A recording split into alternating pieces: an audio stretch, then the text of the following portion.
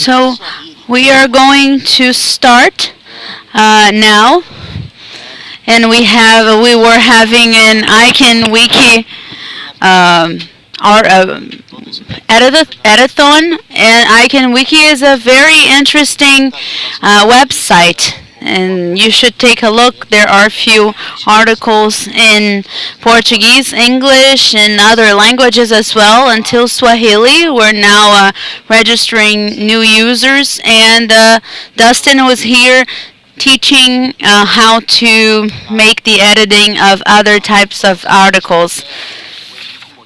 We have Enrico Motin, who came from Montenegro, Rio Grande do Sul. He flew here early in the morning, and he was here just to take part in the editathon. Thank you very much, Enrico. A round of applause for Enrico because he was here just for this event during lunch. We have a tight schedule. I think we can close and prepare for the next session.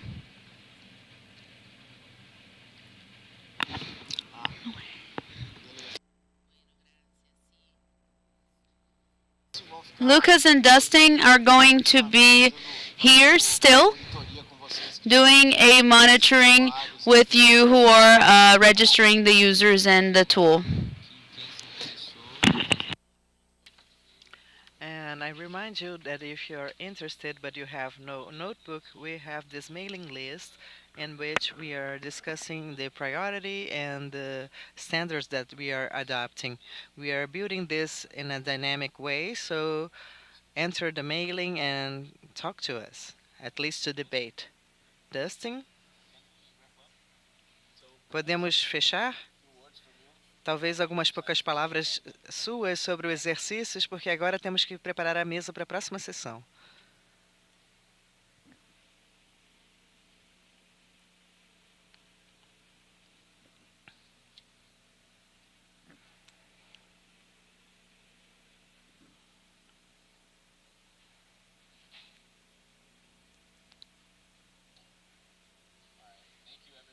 Muito obrigado para virem nessa maratona de edição. And creating accounts and getting started with ICANN Wiki.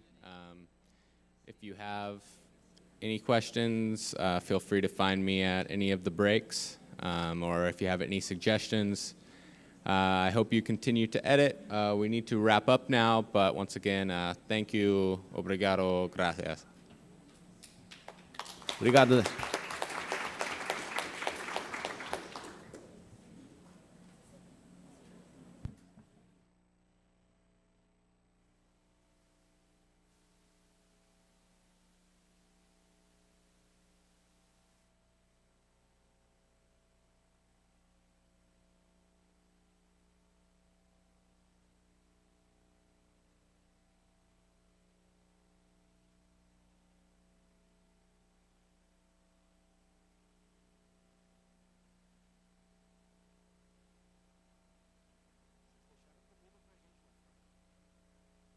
Is there food for us outside?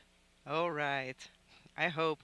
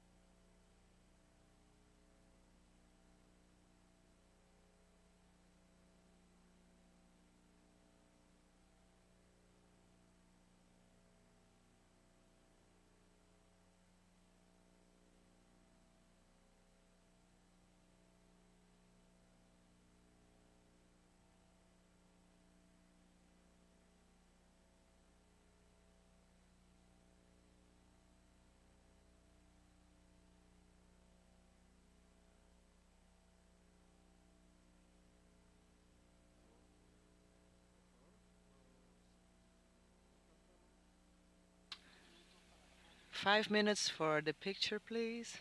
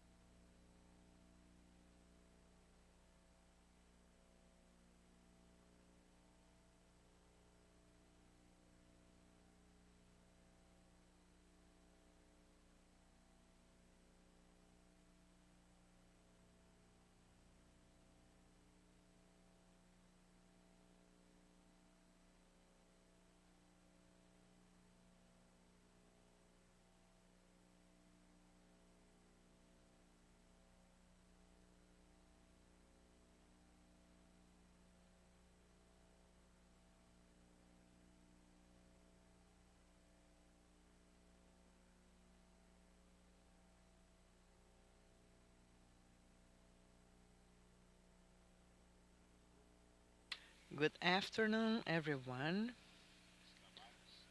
So let's start again. And I would like to thank the direction of SSIG, Olga, Adrian, and everyone who is responsible for SSIG. I was in your position some time ago as a fellow, and shortly after, I'm engaged in several different uh, internet governance progress. And with my friend Mariel and Luan, we were together in the last process of ACAN, the last engagement space. But this space and at SSIG is very dear to me because we have this different approach, different goals. It gather people in a very different way. I'm always very attentive and I'm always very pleased to be back here. Olga, unfortunately, is not able to be here with us, but she must be watching us. So thank you very much, Olga and Adrian, for your effort. And it's also emblematic that the SSIG, when it's back to Brazil, is backing with the partnership and this partnership with FGV, which is the center which is ready to receive and host this debate and to advance this debate as well.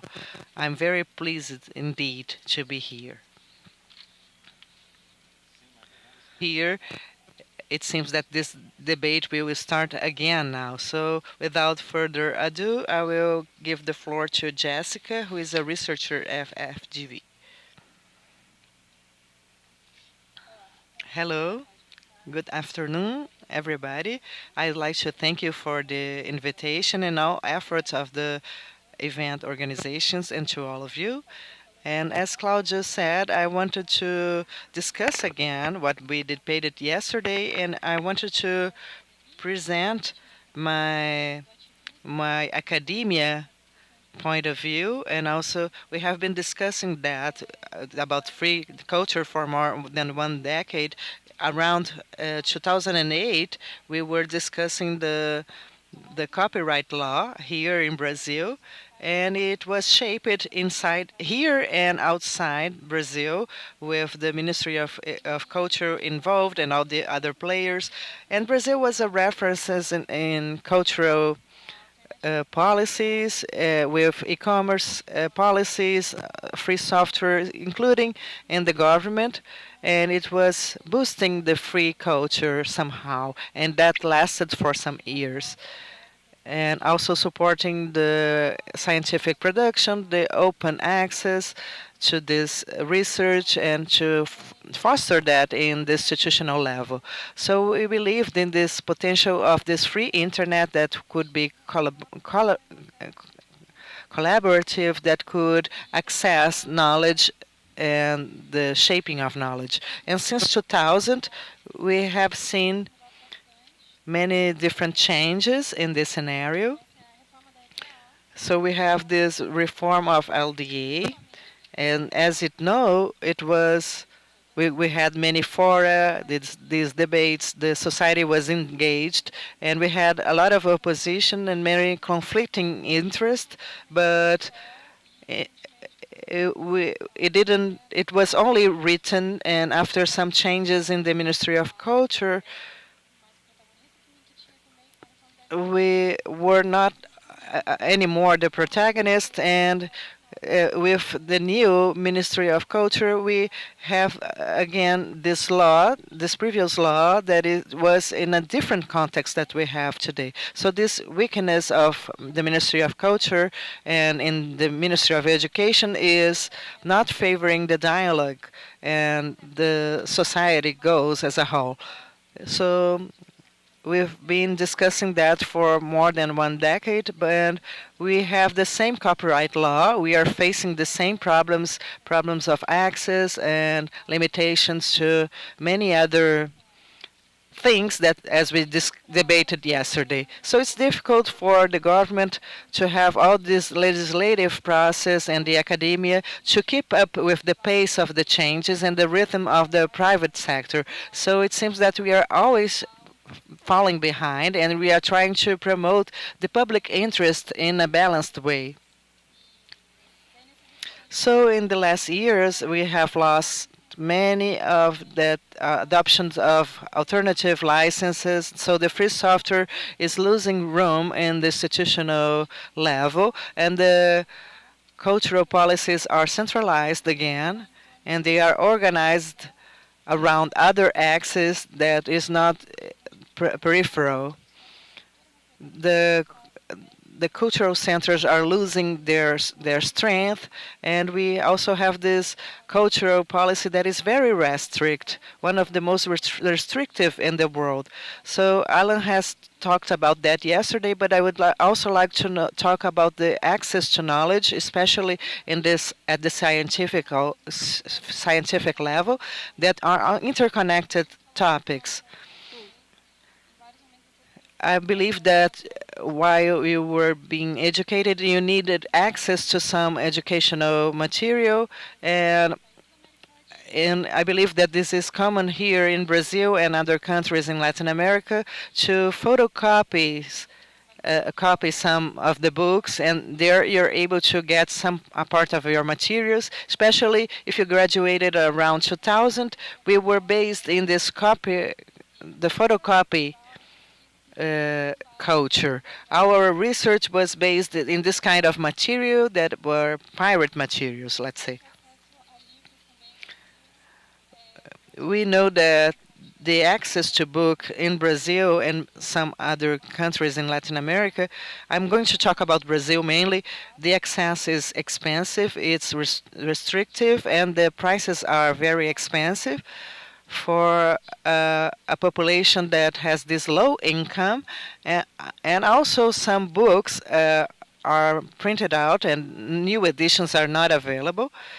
So it seems that Brazil is a first edition country, and sometimes you only have this first edition and with a few copies, and you don't have a second edition, and you don't have this digital version, and you don't have many bookstores. So outside of the great cities, it's even more difficult to get the materials.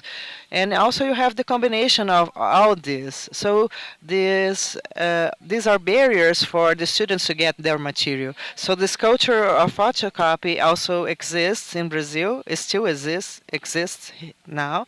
Only 51% of the households have access to the internet. So if you have this class and income division, it's very alarming in the north and the northeast as well. If you look at class A is 50%, and in D and E is less than 20%. So our studies are based on these photocopies that are criminal photocopies. So we have focused on this issue of education material and what is the impact of internet on this kind of material, and we are focused in medicine, law, and education.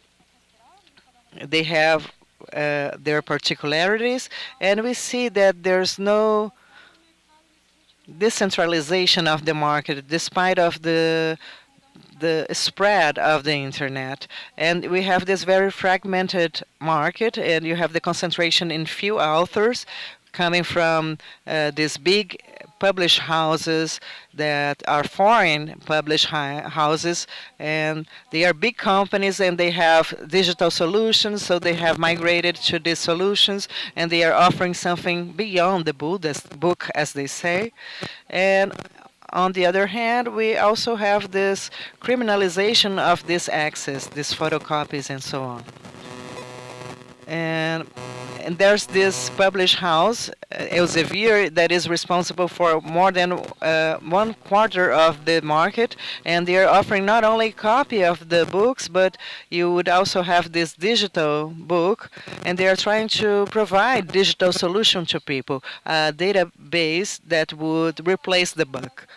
And we also have this ABDR association, that is the Brazilian Association for Reprographic Rights, and they have been preventing university for using photocopies around 2005, 2006, and even professors, teachers, and students who have this kind of copies, they are notified to remove that work from the photocopy booth. Sometimes you go to Estante Virtual, which is an online bookstore that sells old books.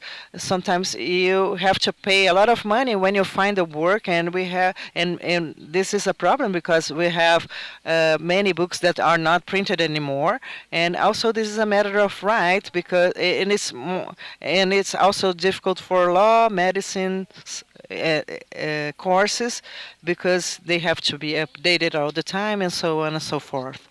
So it's important to bear in mind that knowledge is based on this process of construction on previous knowledge, especially when you're speaking about research and the academia and scientific production.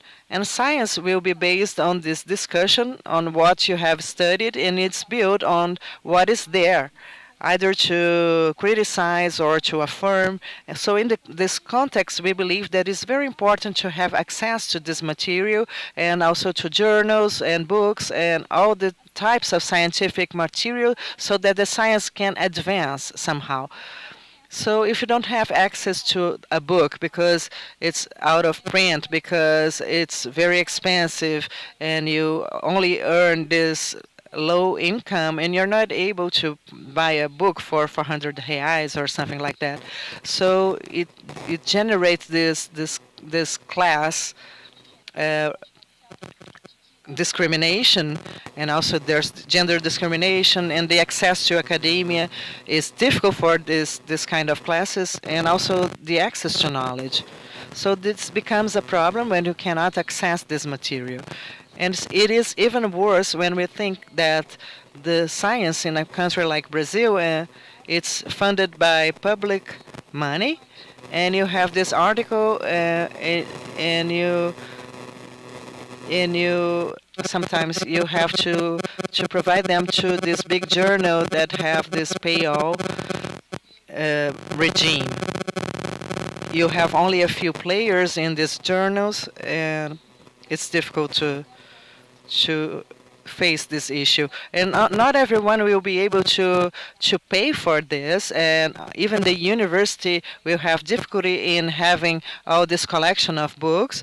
Sometimes you are able to see and to have access to some journals because the university is paying for that, but even the university is having difficulties for paying for that, and so the access to knowledge is no longer democratic. So Brazil is a highlight when you're creating two different projects, the EBICT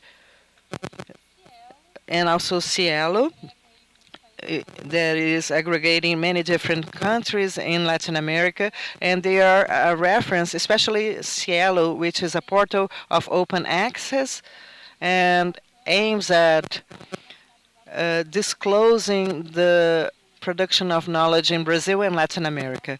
And of course, internet provide a series of incredible opportunities for knowledge sharing through the legalized platform or also through civil non-compliance, what we call shared libraries. This is the title of this project that we are developing, and this kind of libraries, they will be part of your access. Maybe you're downloading from IBDN or some articles or journals. You may be using the side hub. It's under attack, and LibDN is resisting. And we had cases in Brazil like this human field book, and the creator was sued, and he had to remove this article from the internet. So outside LibDN and Side Hub, all these shadow libraries are very ephemeral. So you have to upload all the collection of books, and then you have to remove all that content. And you also have these links that sometimes are available on Facebook or internet. For instance, a Dropbox link to download all Foucault works, and people sometimes disclose this information, so they are short-lived. So we are having these small opportunities of access as well, and these are many activities that are spontaneous, that are digitalized by your colleagues, and that is very interesting because a lot of the people who study with you can have access to that. We were talking to the students about this as well, and they tried to get access, and they will find access nonetheless, whether it is legal or illegal.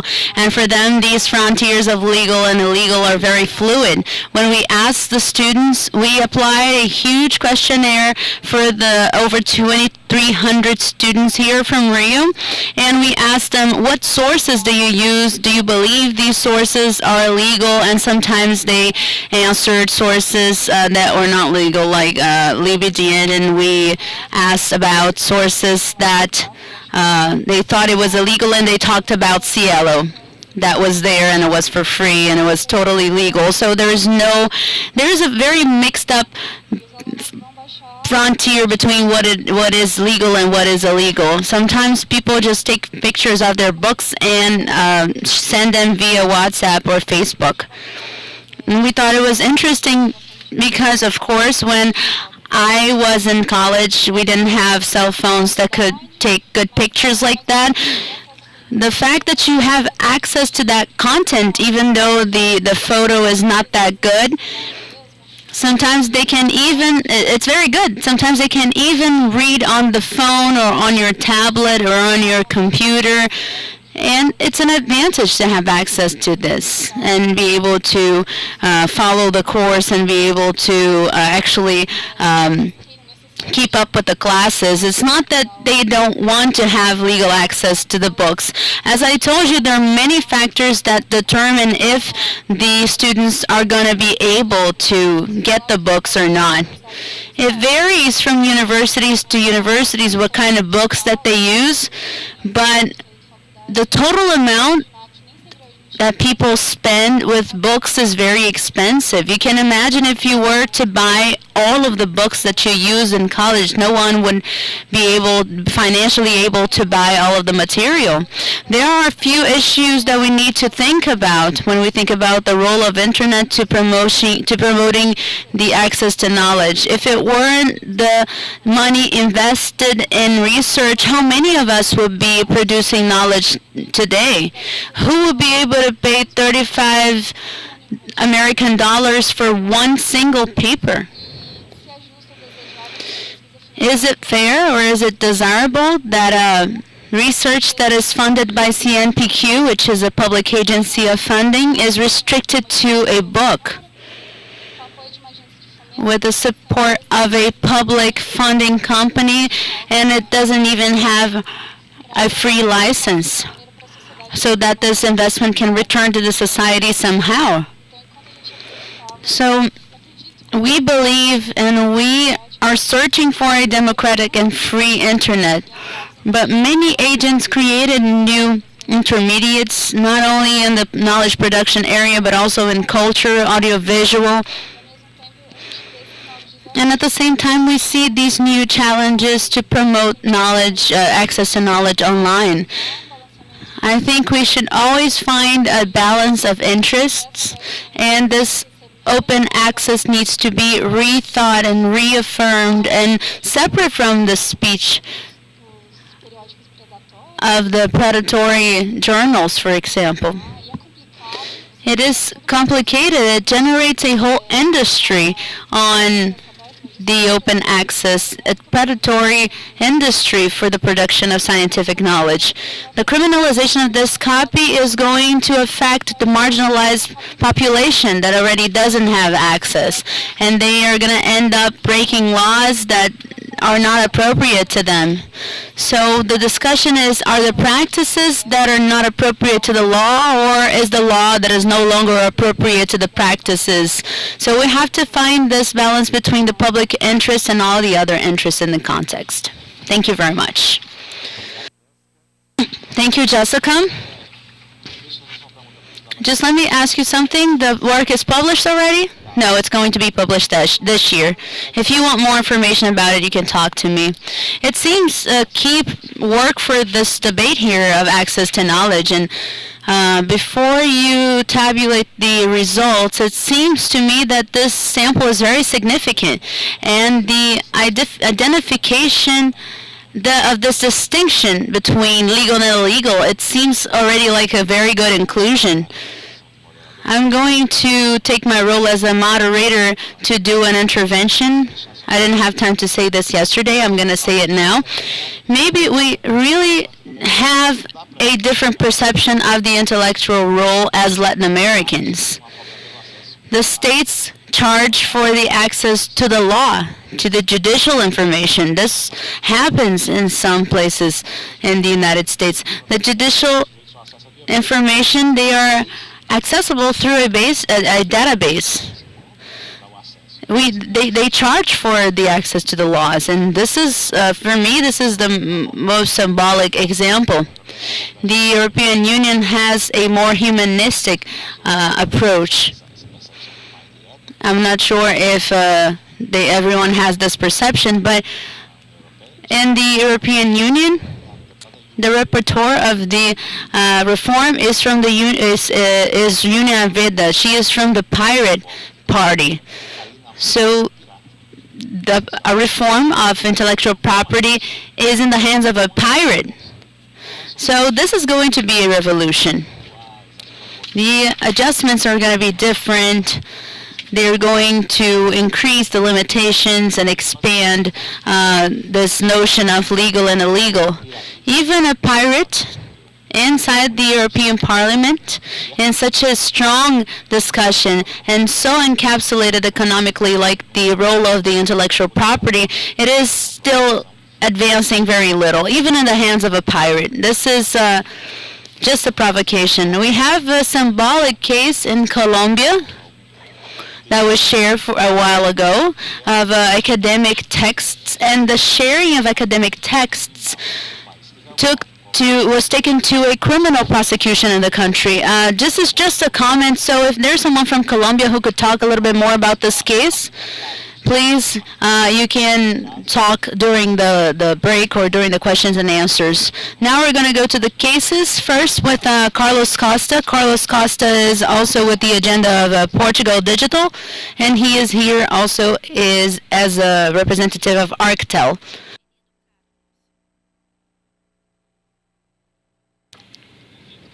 I would like to thank, first of all, to the organization for being for the invitation of being in such an important event.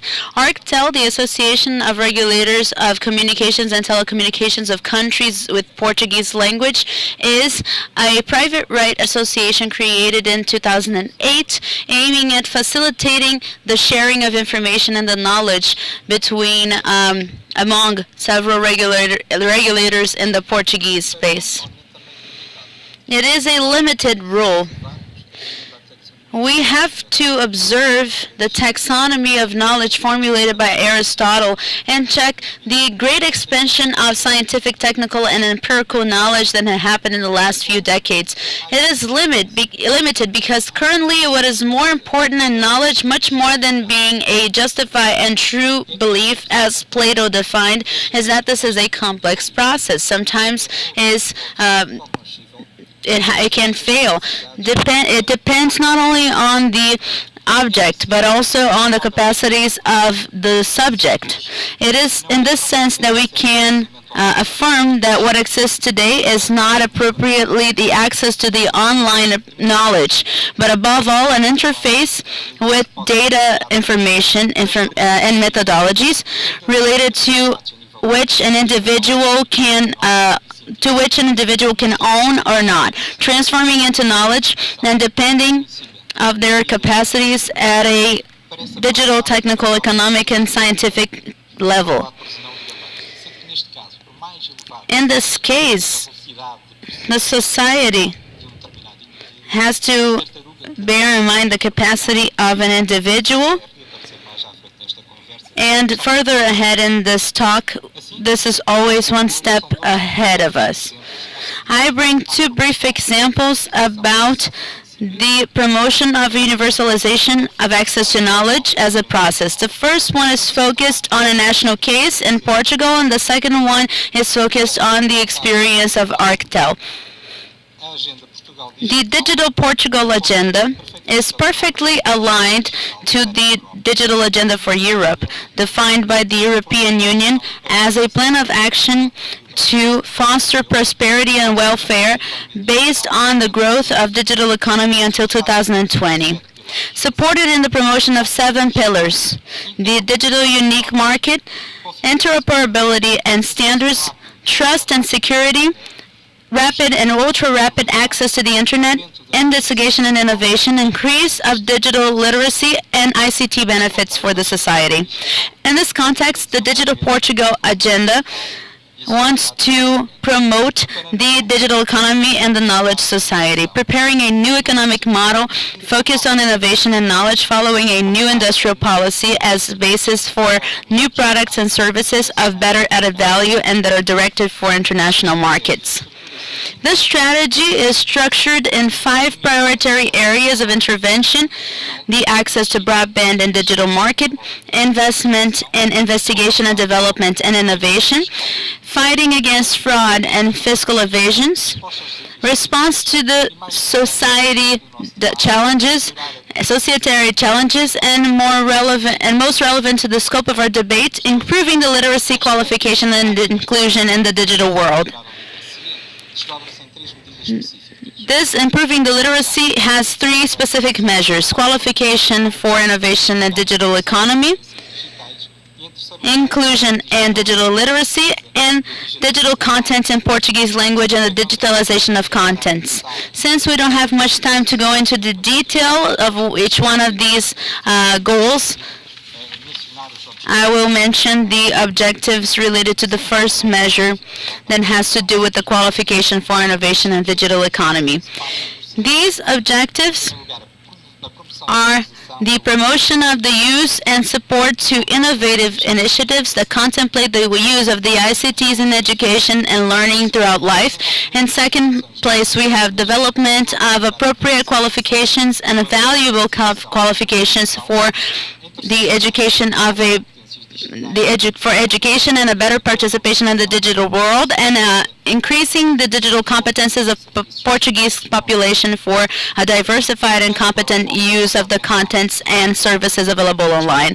Changing now the focus of our attention to Portugal and to the wider space of the countries of Portuguese language, we have to talk about sustainable villages for development. What is the motivation for this initiative? Very simple. As the Secretary General of ITU in 2014, we cannot forget those that are left behind by the digital revolution. Right now, 90% of the population of the 48 countries, the least developed countries in the world, are completely unable to be reached. As most of the villages in remote areas of these countries are without access to broadband internet, You cannot forget the most important services and applications and contents. This true digital well is an obstacle to the access and sharing of information. Then Arctel had the initiative to create an intercontinental network of sustainable digital villages with the resources of the ICTs and the broadband networks frequently fed by renewable energies to promote the access and better conditions to health services, education, culture, information, e-government, commerce, and security, as well as providing improvements to the environmental conditions and the participation in the economy. Concretely, the infrastructures and the applications installed in these digital villages allow the processing and analysis of big data, of associated big data. For example, to the climate conditions, hydroponic agriculture, pollution, monitoring of diseases, surveillance, epidemiological surveillance, and vital statistics like the tracing of malaria with with the resource of smartphones and the prevention of infectious diseases like the HIV. The pilot project developed in my hometown in Mozambique is the first phase and it encompasses the deployment of digital squares in the districts of Macuba and Alto Muluque in the province of Zambezia, allowing also the access to high schools, universities, rural hospitals, agricultural institutes, and qualification and institutes and markets. And now I'd like to talk about another project of the digital villages in Saint Tome and Principe, where they trying to save one of the most threatened population in extinction all over the world, the Sada turtle. We're collecting information on the movement of this animal throughout the coast, with the resource to conventional systems of telemetry. The opportunities are evident. The resource to networks of broadband as an active tool for the economic growth opens huge possibilities for the local communities and that may have benefits thanks to a systematized collection of data that can be compared between these villages and other villages that are not in the project. Without any harm, we recognize the need to continue to develop and perfect the solutions, the technological basis solutions that will streamline the tests and the proofs that are related to this experience. I thank you for your attention, and I'm here to answer any questions that you might have about this project and about this presentation. Thank you very much.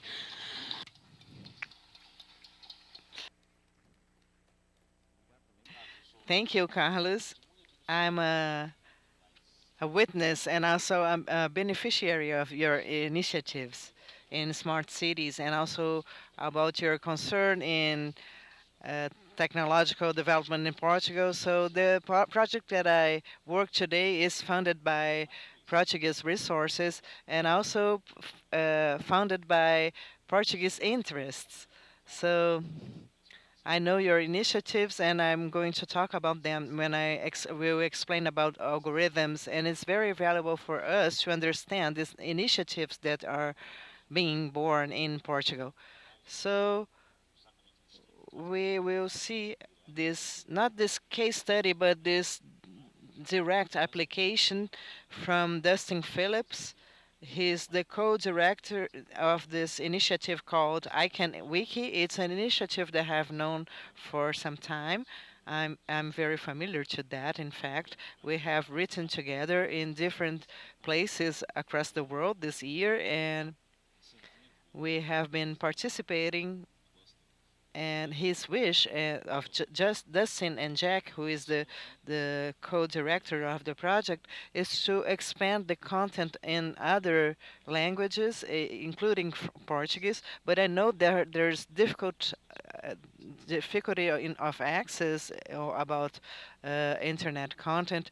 And since the first time I was involved in this topic, I was very much touched by this team, so this topic, and Dustin coming to Brazil, and also your participation in the Wiki Marathon, and also the intervention that he's going to do right now, has also this aim at disclosing this initiative of ICANN Wiki. We had been at Favela do Alemão, and we had been also in the State University. And next week we will be in Curitiba, São Paulo, Brasília, and we also are trying to go to the northeast region of Brazil. I believe that you have noticed during this marathon of the Wiki Icon, this editathon, many of them had known this initiative of Icon Wiki before you arrived. So this is the official moment of presenting your initiative. So I'll give you the floor and please be welcome. Obrigado, Claudio. Claudio, good afternoon. Thank you, everyone. I'm going to speak in English. Thank you, everyone, Muito obrigado. especially um, Olga and Adrian and Luca and the entire FGV team for having me here and allowing me to speak a little bit about what we're doing with ICANN Wiki. I hear a lot of these talks about the importance of access to knowledge and intellectual property rights and how sometimes that interferes with it. And I see a lot of people in this room, and I've talked with a lot of people over this week who are trying to make information more accessible to people when it comes to information on internet governance. And I think that us here in this room can set a good example for everyone else of how we can make information and content more accessible. So I want to talk a little bit about what we do, but every time I travel to different areas around the world and get to interact with local people, I always learn something new, and Brazil has been no exception. In fact, maybe it has been an exception that I've learned so much. And so I'll start with some of the interactions that I've had with you all here, and then I'll move out to some of the interactions that I've had in the community. So I see a lot of capacity building initiatives with different attendees in this audience, and they're all aimed at empowering people and giving them the access to knowledge that they need to meaningfully take part in the internet governance discussion. One of those things that was done is setting up the SSIG side talks, going out into the community outside of the FGV venue and doing outreach to them and introducing internet governance to them. We also have some people who run an introductory course on internet governance called the Governance Primer, and that travels around Latin America introducing people to IG and showing them how it's important. We have the Y2IG, which is a youth initiatives on internet governance, and they're trying to empower students to engage in their own research projects by providing a course and a toolkit for those students to get involved in the IG sphere. We also have an organization called NETS, which is a little bit of a grassroots think tank of sorts based out of Sao Paulo, and they'll pick a topic, invite an expert on the subject, invite members of the community, and they discuss and learn together, and then post the transcripts and make those discussions available for different people, it's accessible for anyone online. And of course, we have the SSIG here, which is an amazing capacity building initiative, and I think it's great what they're doing with the simultaneous translation in English and Portuguese and Spanish, and making all of the content available online. And I think if we look at all these initiatives, it's that there's a common theme of wanting to build capacity and seeing that there is a demand for that. Globally, there's just an increasing realization in the importance of internet governance, and as the internet continues to become a more important part of our lives, and this will be true for everyone, it's important that we start to empower people and reach out to people that have traditionally been excluded from the internet governance discussions. I go to ICANN meetings, IGF, and things like this, and a lot of times I see the same people, and a lot of times you'll notice some trends of what those people are like. They all have, in some cases, a very similar background. There's overly large sample size from North America, for example, and primarily tailored to the English-speaking community. So I think we need to find a way to reach out to non-English speaking communities and different areas around the world and find a way to engage them in internet governance and let them have a voice in the discussion.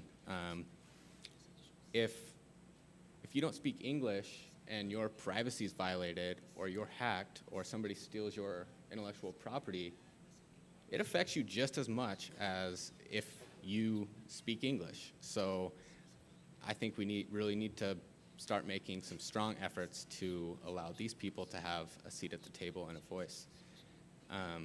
So I'd like to also share some of my experiences in the side talks and out in the community, and use that to kind of inform how we can effectively reach people and how we can provide knowledge online about internet governance and build capacity in a way that is relevant, inclusive, and multicultural. And one interesting thing when we went to Complexo de Alemão, they have a beautiful community center with a lot of great technology. They do a lot of great work in building capacity in technology skills. And they're explaining that they have this course on Photoshop, but some people come in to take the course and they don't know to turn the computer on. So we need to know that we need to meet people where they are and present the content in a way that's relevant to them. We shouldn't be explaining complex subjects like DNSSEC when they don't necessarily even know what internet governance is or don't even know what a web browser is. So meeting them where they're at. And I think a very important aspect of meeting them where they're at is linguistically and culturally. And so that's what we're doing at ICANN-Wiki, is trying to take all of this open and accessible content that we have in English and translate it into as many languages as possible. Right now we have Portuguese, Spanish, Swahili, Chinese, and we've just launched Russian and Arabic. And the importance of this has been reinforced for me while I've been here. Once again, when we've visited the Complexo do Alemão, and we were explaining the concept of internet governance and why it's important, and they were following along very engaged. And when I started to show them about ICANN-Wiki, and then I explained that we think it's important to be able to have a voice even if you don't speak English, they were very receptive to that. And then when I pulled up the Portuguese ICANN-Wiki page, I don't know how to describe the reaction that the woman had, but so maybe I'll just reenact it. But we pulled up the Portuguese ICANN-Wiki, and she was so joyful. She's like, woo! And that just reinforces like how important that is and how much people want access to this knowledge. So the way we do this is we basically provide a technical and secretarial role in providing a website that is essentially a blank slate. And we've done that for all of the languages that we have. And then we reach out to local members of the different communities that will be translating and let them guide the project. So we set up the website, we set up the mailing lists, we host webinars, and provide them with a light guideline of what the rules of the wiki are. Like, it needs to be neutral and well-referenced.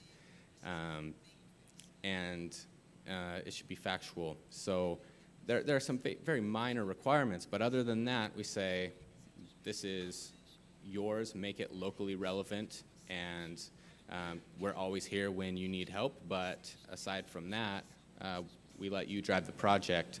And the work that we've been doing with the Brazilians and the Portuguese has been amazing. They've really taken full advantage of this platform, and they've been discussing important topics like the standardization of Portuguese and determining which articles are important for the Portuguese-speaking community. And we've extended that outreach to some stakeholders in Portugal and in the different countries in Africa that speak Portuguese. And one aspect of this is also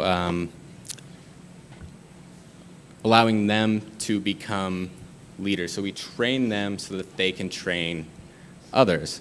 And in addition to the translation, we think it's important to go beyond the translation into localization. So starting to translate content is a good way to get started in providing a resource in different languages, but it shouldn't stop there. The content in different languages other than English should be created locally, and it should be original in a way that's relevant and makes sense. We may have content on English in internet governance. There's a big emphasis in the U.S. right now on fake news, but if you live in a rural area of Tanzania, you may be more concerned with internet access and not as much with fake news. So we do this in a collaborative fashion with the MediaWiki technology. We operate in the same way as Wikipedia, and we just try to keep building communities and keeping these initiatives going. And I'd like to see a lot of the people in this room, even if you don't necessarily contribute to ICANN Wiki, find a way to contribute your knowledge in a way that is open and accessible to others and allow them to learn about the internet governance world for those that weren't able to attend here or weren't able to follow. And that's all I have to say. Thank you. Thank you very much, Nestor.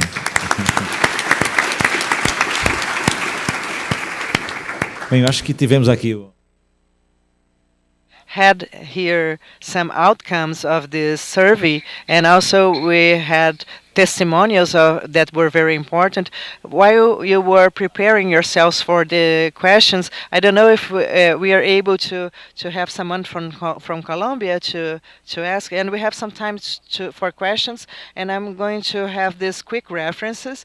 The work that we have been developing, and with this minimal resources of ICANN Wiki at Swahili is very touching. It's moving. With the quantity of resources and people that we have available, and they are very much willing to contribute. It's incredible how we are able to increase this content. So I acknowledge my wiki friends, because they are doing this incredible translation in Swahili, and I also will have this quick reference with STC researcher to tell you that in this area of dialogue that we are discussing here, Portugal has the 3 programs that are very well established. One is in a university that is coordinated by Francisco Andrade. This is such an innovative program because you work with 2 counselors. You have a counselor from law and also a counselor from computer science. They are very flexible, of course, and they work with these 2 types of counseling. It's a polytechnical study.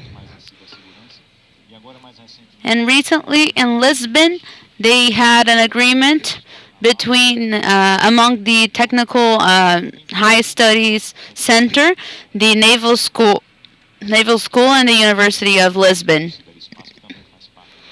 which is a part of a network of centers, which are points of interaction for you who are interested in these kinds of studies. Any questions from the audience?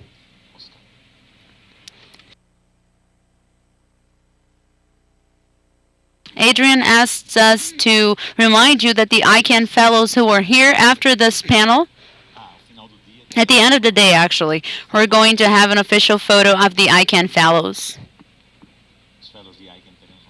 We're going to have an official photo of the ICANN fellows. Thank you. I will try to speak in Portuguese Spanish. We cannot forget that most of the knowledge is in the form of video. And for us to be able to receive this video with quality, we need broadband. So broadband is necessary for us to have access to the quality of the knowledge. Our countries are inside the average of access in the region. So I would like to know if you have any opinion regarding this access to broadband in Latin America. Jessica, do you have any opinion about the development of access to broadband here in Latin America? I forgot to say the title of my research when I started. It's the College of Access to Educational Materials in Developing World Universities. I study Brazil, Argentina, India, South Africa, and Uruguay and Poland. And it is coordinated in the United States by Joe Cargans from the Columbia University. We had a quantitative research with the students, and it is representative of the city of Rio. We had the focus groups, and we have interviews with a lot of actors inside this ecosystem of access to educational materials. In our questionnaire that was very extensive, it was applied in person in a lot of universities that were raffled in the city of Rio. It had questions on the access to the internet, access to the ICT equipment, to know if the students have access to the internet at home, access to the internet in the university, in the library, if they had smartphones, if they had access to mobile internet as well, to see how it would impact the type of access that the students would have as well. So here in Brazil, for example, the national broadband plan was not as successful as one would hope, and we had constant attacks on the data broadband, the data packages of broadband that we have. So people are limited in this sense. They are limited in the amount of downloads that they can make, so it's a restricted access to the internet. Many people understand better than I do about net neutrality, and all of this is going to shape and build the types of access that people will have. So what we did is to see if people had access to broadband internet in their homes. Not everybody does. And we also surveyed what people could do with the mobile internet in their smartphones. It is a limited access because people can have access to fewer materials in your cell phone. There is audiovisual material, which is a heavy material to download, so you use very much of your internet, and you have to have a good access to it. When we take a look at other regions of the country, when we leave the metropolis and we go to smaller private universities and other towns, this becomes very complicated. I think Oscar's question is key because it's a resource, an educational resource that did not exist in the previous generation. There was not this audiovisual resource in the previous generation, and now it seems completely necessary. Carlos, not in Portugal, but in the experience with the Mozambique villages, have you had any problem like that? Regarding the internet bandwidth, I want to talk about an example. It happened about 30 years ago when they were economically developing what they called the Asian tigers. I have an interesting case. There's an anecdote that says that when a man digs a hole with a shove is not less productive than a man digging a hole with the with a machine, with the backhoe.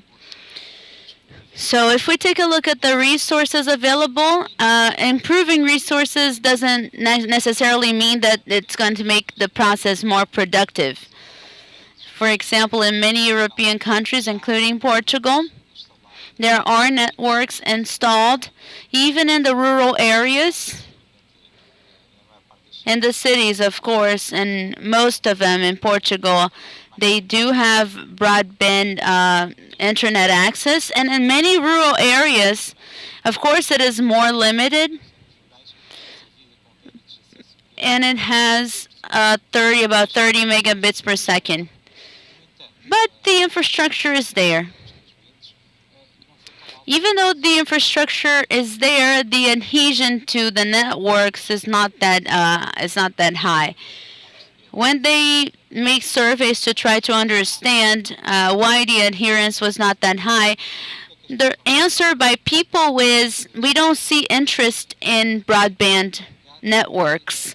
And why does this happen? Well, most of the contents basically consist in very light content that doesn't require a very fast internet access. Sometimes the most sophisticated content is not accessible to many people. Sometimes people don't have digital literacy enough to access these contents. And they don't know about this wonderful new world of digital information. Much more than a technological problem, we have here a problem with qualification of these people. If you take a look at the most accessible websites in many European countries and even Latin American countries, you will see that these are not websites that convey knowledge or convey technical information. These are not websites that even convey empirical information about the state of art projects. These are websites with more silly information, so I can say it like this. Carlos, I think Renata has another question. The discipline of our panelists allows us to have another question. I'm not sure if Sebastian is here or in the internet. He said, I want to get to the communities in their language and in their culture. That's exactly what Dustin said here on the lecture about the ICANN Wiki. That is the main goal. Jessica, I think Jessica remembers the case, a similar case that we had here in Brazil, which is close to the Colombian case. The story of the bad moments start with the attempt of bypassing these security systems that people consider public knowledge. Hi, my name is Veronica. I have a question to you. We are talking about access to contents and the existing barriers to access content. We have mentioned about the translation of documents via ICANN Wiki so that people can access them in other languages, and that got me thinking. There is very few content in Spanish and Portuguese online, and very few online initiatives in Latin America. This is a severe problem because if you want to move forward as a community and with our culture, we don't want to have, not only because of this, but we want to also get qualification. We want to have education in our language inside the internet. So I want to know, what are the public policies, if it's the role of the state or another body, who is looking after making this content available for people in their language? These are local problems, but we need more native languages online.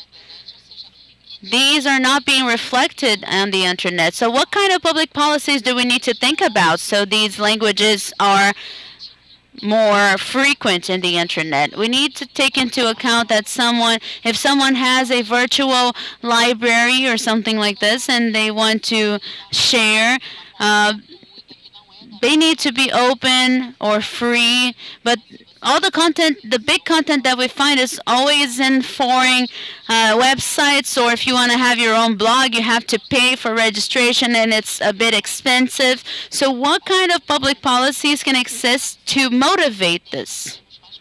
Of having more local content and content in our language. Dustin, você já pensou em políticas públicas? E depois regressamos a uma outra visão.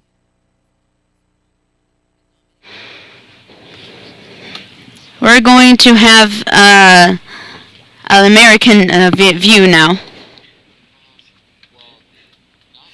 Recently, but we got to speak with the Ministry of Education here in Rio, and they use this is all educational material, but they use their position to encourage the teachers to collectively create content in Portuguese and share it amongst each other and build it in a wiki format and keep improving that and making it available to other Portuguese-speaking nations as well.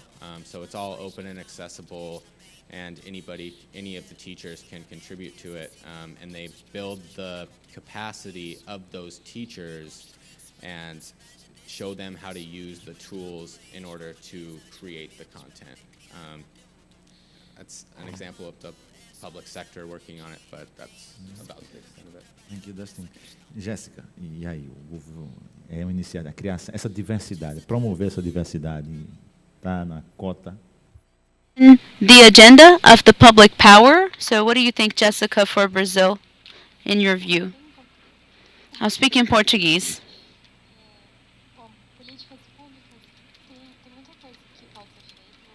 In public policies, there's many things that can be done. In the legislative power of each country, we need not only better implementations, but also wider implementations that allow other uses of the system for access to knowledge. But we have to recover the legislative speech and debate on how to make the educational material available. Repositories are a problem. Well, not only thinking about the academia.edu, we have the ResearchGate as well, because academia became something very complicated as a repository, which is not exactly public interest. And inside the universities, we have to align this to advocacy and the academic community that sometimes they don't believe in open access. Sometimes the academia thinks that the open access is inferior or it's not very good. In the academic university, we lack this qualification and understanding what is their rights of making things available legally, what you can make available when you have a contract with a publishing house. If you can put this into an institutional repository, I think strengthening the repositories are very important. So we need to have organization also from people so that we can foster this the promotion of these materials in their own language. We still have some things in Portuguese or in Spanish, but it's predominantly in English. We don't have something that it could be equal in terms of quantity, in terms of volume.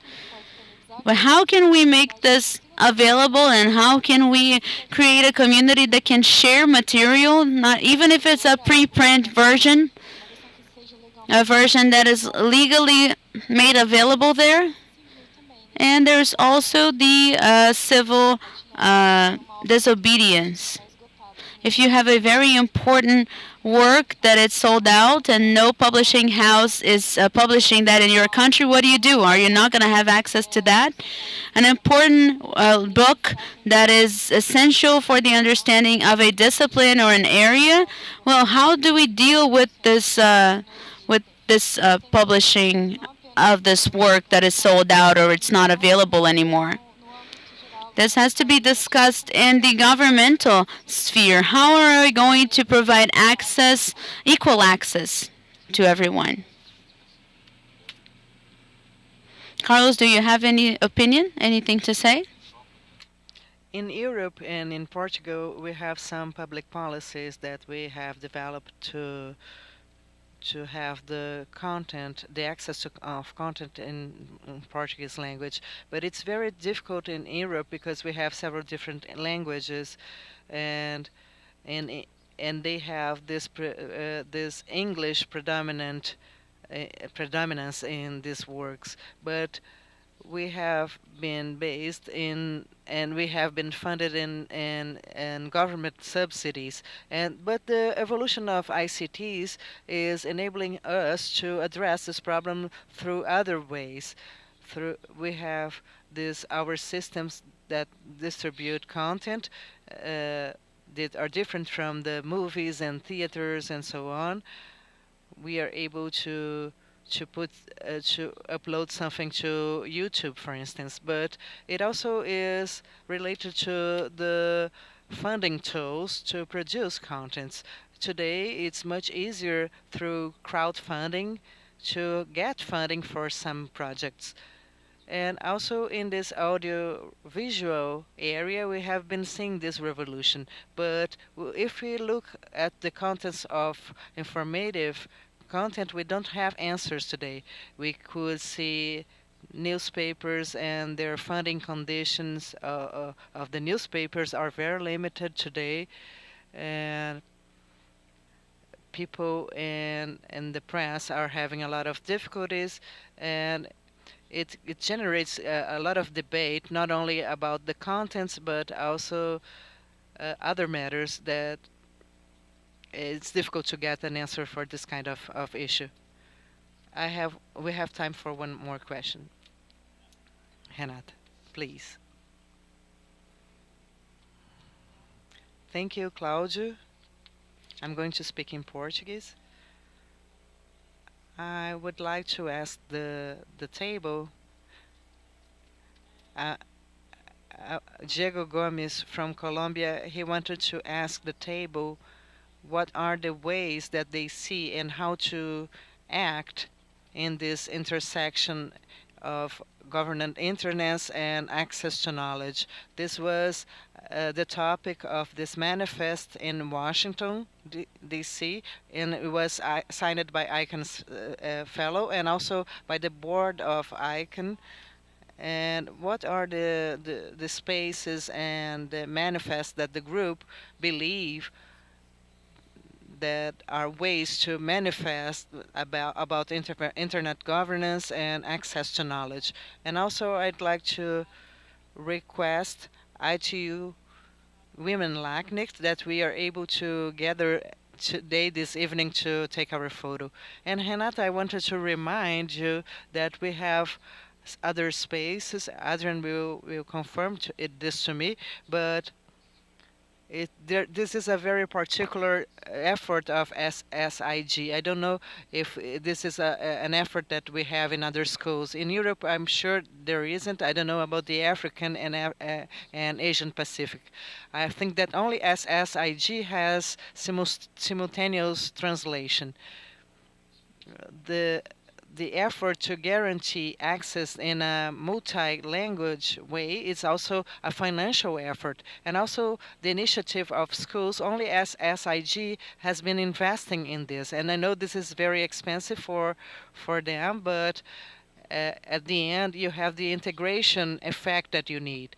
So the legal strategies, or are you speaking about the communication strategies? And I'm going to give the floor to Jessica.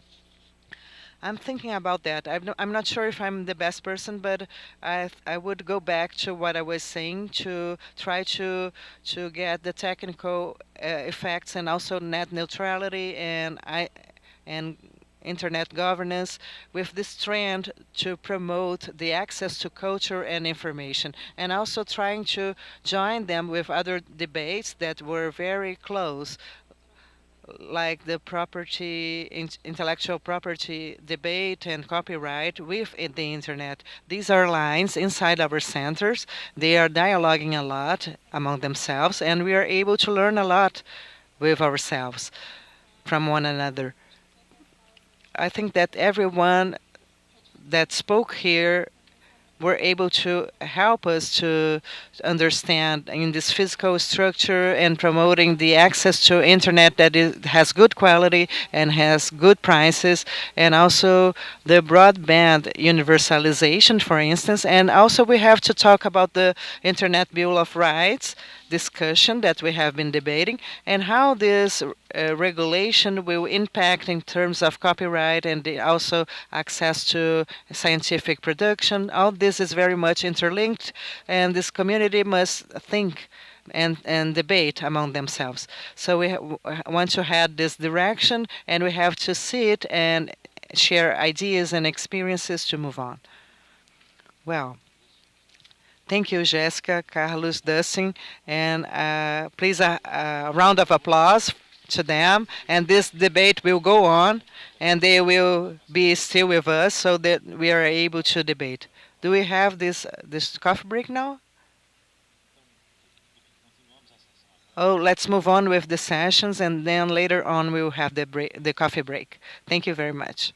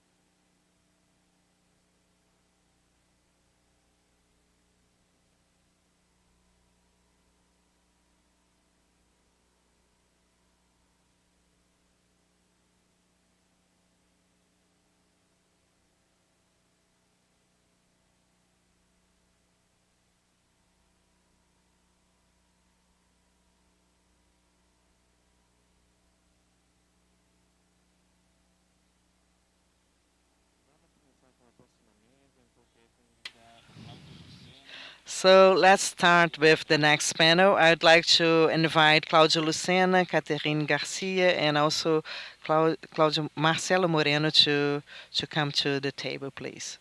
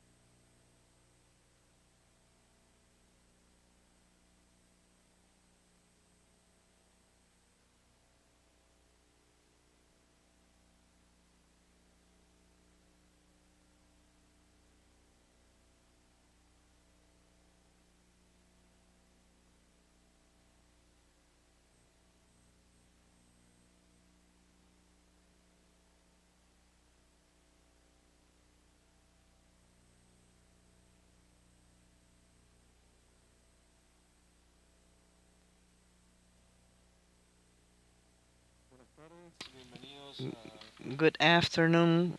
Please be welcome to SSIG. This is a very interesting conference, and today we have this very sophisticated panel for this panel. And I want to introduce this topic is transversal to many other topics that we have seen during the day, especially uh, data privacy, and also those things that can prevent our data to be seen. And the data are governed by algorithms today. So I'm going to ask you that during this panel, if you are able to use the digital means to comment on this panel, so that when a question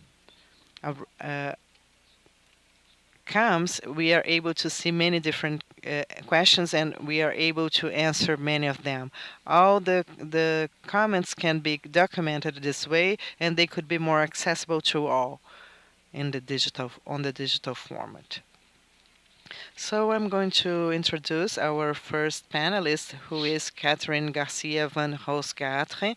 She is from the University of Public Management in the Hague University of Applied Science. She's a professor of public management, law, and security in her institution. So please be welcome, Catherine.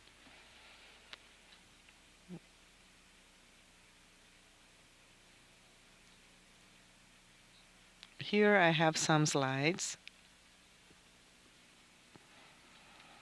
I'm going to introduce the topic in English. It's a little bit of a continuation of a conversation we started in Brussels with Claudio. We had the great opportunity to share a panel with the same title with the EDPS, the European Data Protection Supervisor.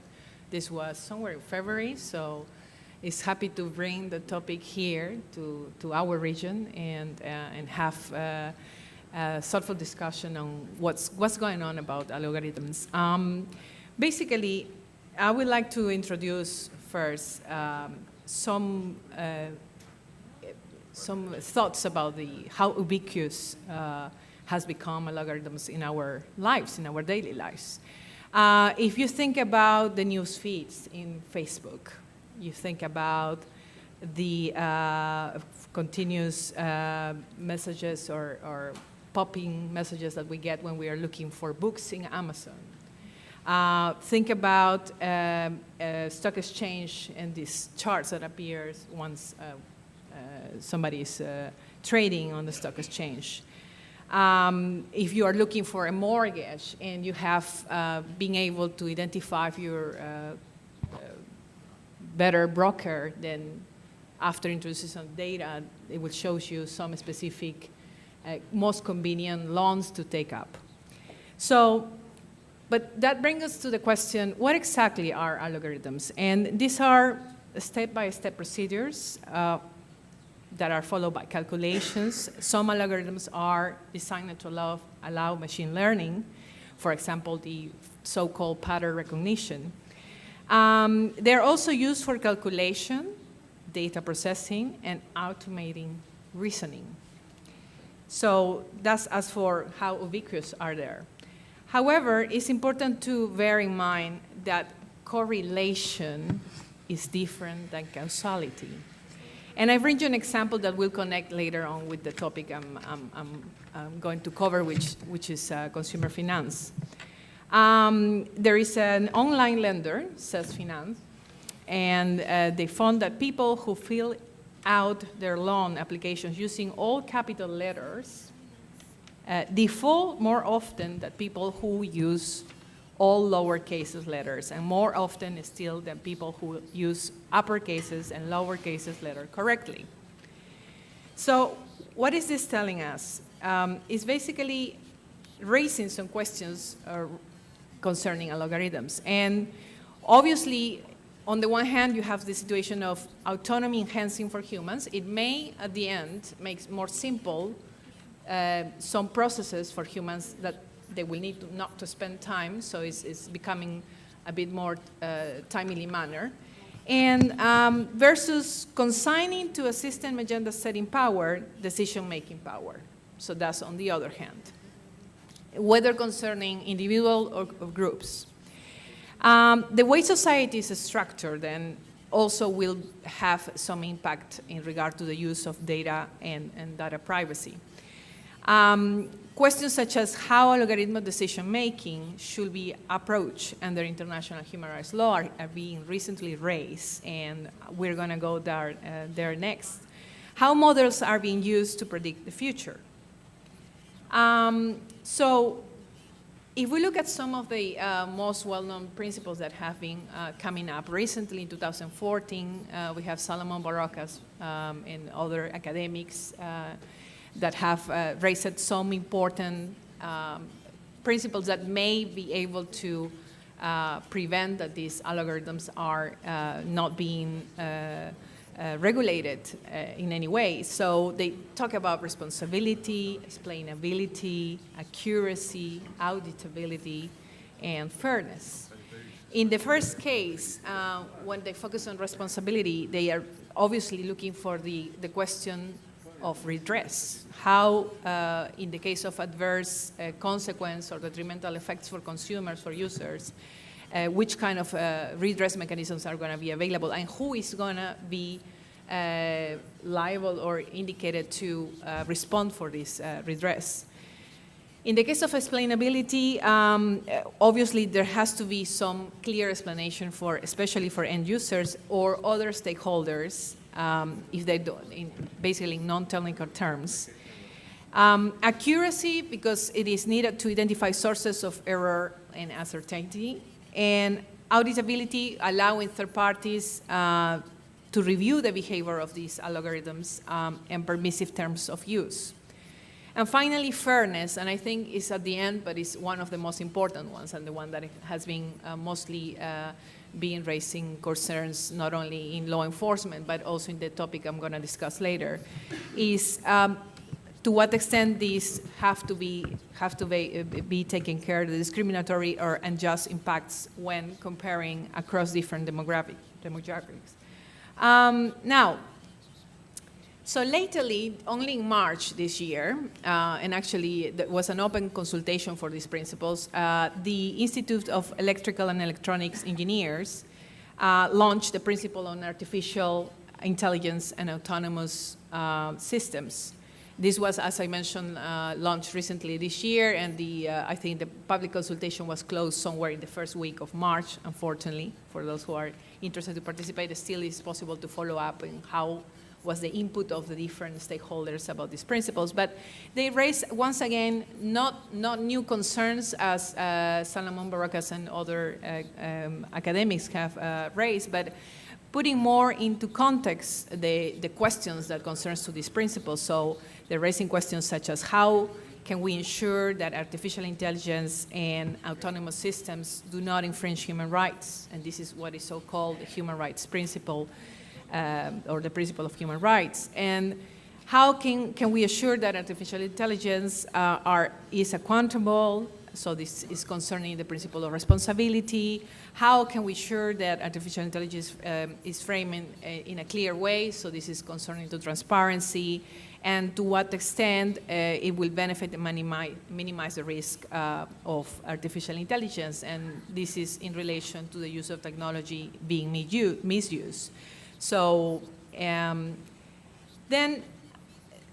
somehow the common consensus goes around basically that there is a need for impact assessments.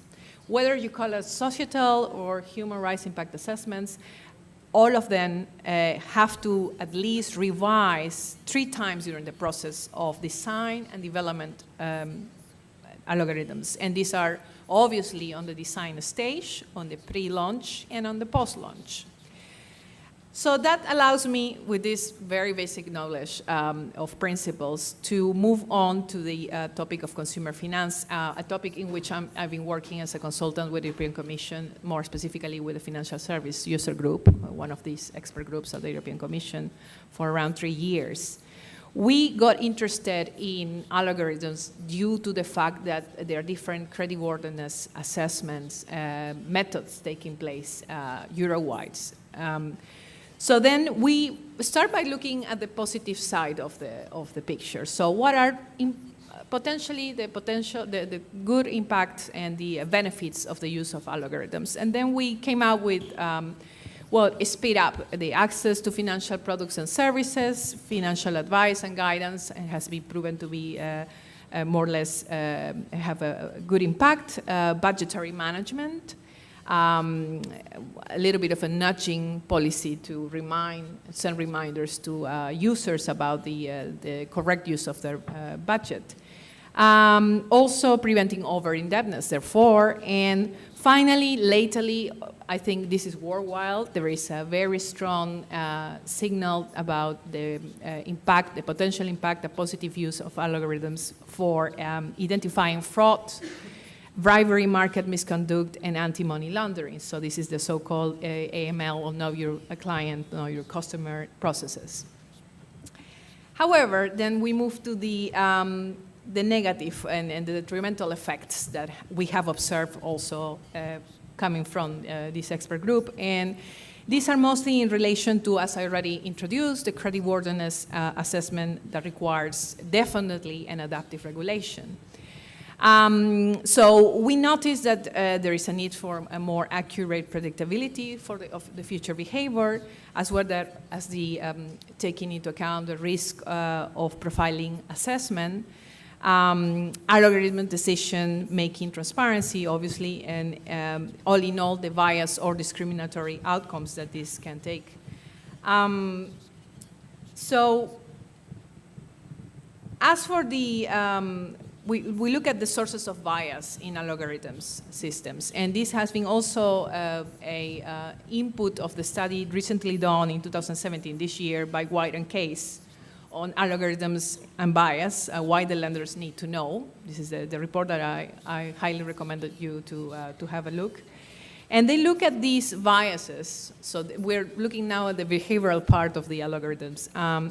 So they look at the input bias, the training bias, and the programming bias. So if here among the audience I have any programmer, please raise your hands, and then I know that only one that may understand the, maybe also our moderator may, and Claudio as well, because you have somehow an engineer background, right? May understand more about this. So basically, what it concerns to, in what concerns to this study, what it was shown is that algorithms in the use of big data techniques for underwriting consumer credit might be using all of these three biases: the input bias, the training, and the programming bias. And that obviously raised high concerns in what concerns to the creditworthiness assessment. Now, so then we look at the legal framework that we currently have in Europe. It has been coming up in several of these panels at the announcement of this GDPR, the General Data Protection Regulation, that is coming in force as for May 2018, very soon, and obviously everybody's talking about, and everybody's considering and already interpreting different articles and provisions of this GDPR legal framework. So if we look at our GDPR, conditions that must be met, for the Article 22, paragraph 1 of the GDPR are, and therefore applicable to this kind of situation, that there must be a decision, so that most of the times, obviously, there is one when we are talking about creditworthiness assessment, that the decision is based solely on automated data processing, and the data processed for decision are intended to evaluate certain personal aspects. So this is the creditworthiness of the person concerned, whether you call it positive or negative information of the person applying or planning to take up a credit.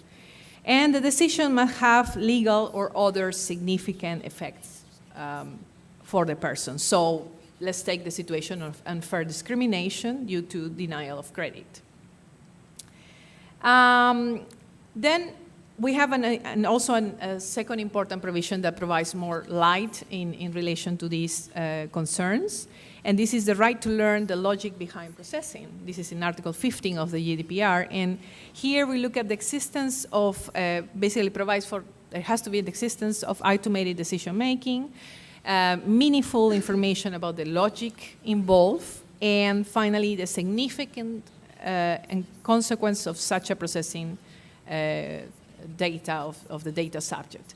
The last one, so this significant consequence, has been the most problematic one because it is quite indeed troublesome to prove when there is a significant impact on consequence of the use of these algorithms as for how detrimental could be for consumers. So finally, some kind of general conclusions about the impact of these biases in algorithmic creditworthiness assessment will be big data analytics that are based on non-traditional data. And these, for instance, you can look at databases containing internet search stories or shopping patterns, social media activity. For instance, it has been shown that sometimes these financial services are looking at who do you have as a contact on Facebook in order to provide your credits. And so your current network in Facebook will determine basically how feasible it is to provide you credit or not. And this is done by, obviously, algorithms.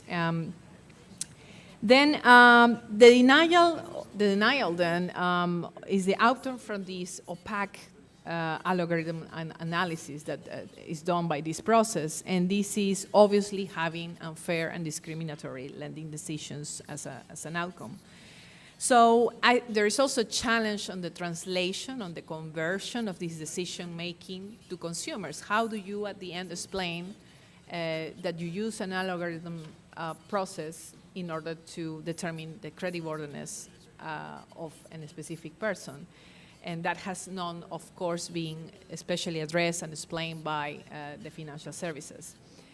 Then, obviously, that brings us to the, that's how I want to close my presentation, posting some legal and tech challenges ahead. Profiling and monitoring has come also in different presentations here. Especially, obviously, by automated machines, transparency of automated decisions, supervision of automated decisions taken by autonomous machines when collecting personal data, accountability of these algorithms, and test and monitor of them, as well as maintaining the human oversight, comprehension, and control of these emerging algorithms that should be at the core of technology. Thank you very much.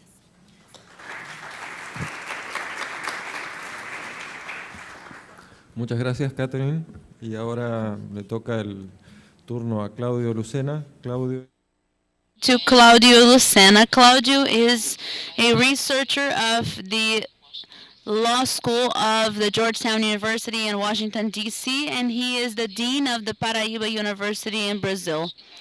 He is the researcher of the Portuguese Governmental Institution for Science and Technology, and he is affiliated to the Research Center of the Catholic Portuguese University. Thank you, Claudio.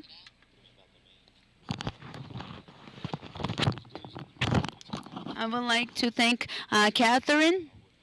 And she started discussing the algorithms, but since the conference of Haya, we have been discussing this, and after that we have been together in IGF, so this intercontinental partnership has been maintained for about a year. It's always a pleasure and it's always an honor to be with her. I don't know if you noticed, but this is a new topic. This is an odd topic, and Catherine already brought a sedimentary evaluation of it. So you are seeing a new topic already directed to finance. This is how fast the topic of transparency and accountability is for us. I need to talk about the connection between this work with Getúlio Vargas Foundation, because since last year when I knew the professors Alexandre Pacheco and Carlos who is here, they have talked to me about the interest that they have for this area. Professor Monica has given me a lot of support in the beginning of this project in Portugal, and Professor Eduardo Magrani, who is here today. I would like to thank him as well, because he was a counselor in the development of this project, and I hope I'm your partner in another initiatives. So, as you know, this topic is quite new.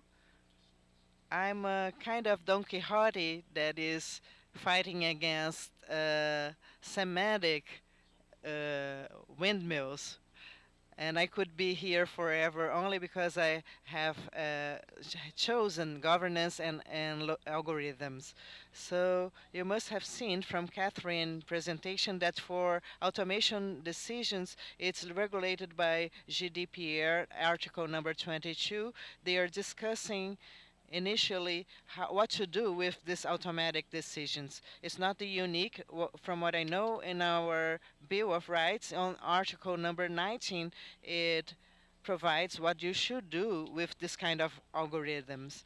And conferences have addressing this consistently in across the world. And We Robot was happened last year. All the registers are there if you want to go deep into this topic. The conference is all available, and it's a high-level conference, and you understand the degree of segmentation.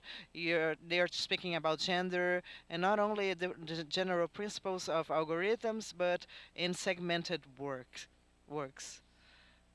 And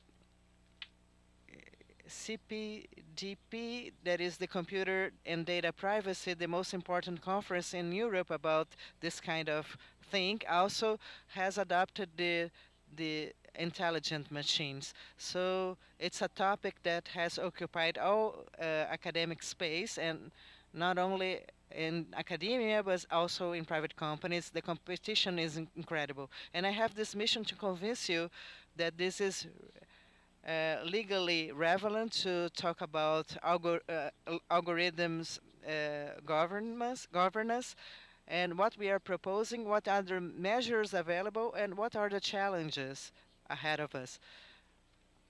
Why is it relevant? Why are we speaking about that suddenly? If I asked you about the deterministic algorithms, these instructions that come one after the other that gives an outcome. For instance, this system that will put the grades of the students. When you insert one grade and then the other, the system will calculate at the average, and the average won't be a surprise. Maybe it's an unpleasant surprise, the final grade, but the final grade is the calculations that they use, one plus the other, and you divide per two. And in January, as we presented in Brussels, these algorithms were of no concern. But now I have to tell you that this is different, because on February 27, 1 month after we left there, we were all together, and Milena Istikova and Juliana Foridi, who is one of the Holy Trinity in Pagaro in Santor. He is conducting all this debate for some time. And these studies, they show, I have seen this, I added Wikipedia. This study is about bots from Wikipedia.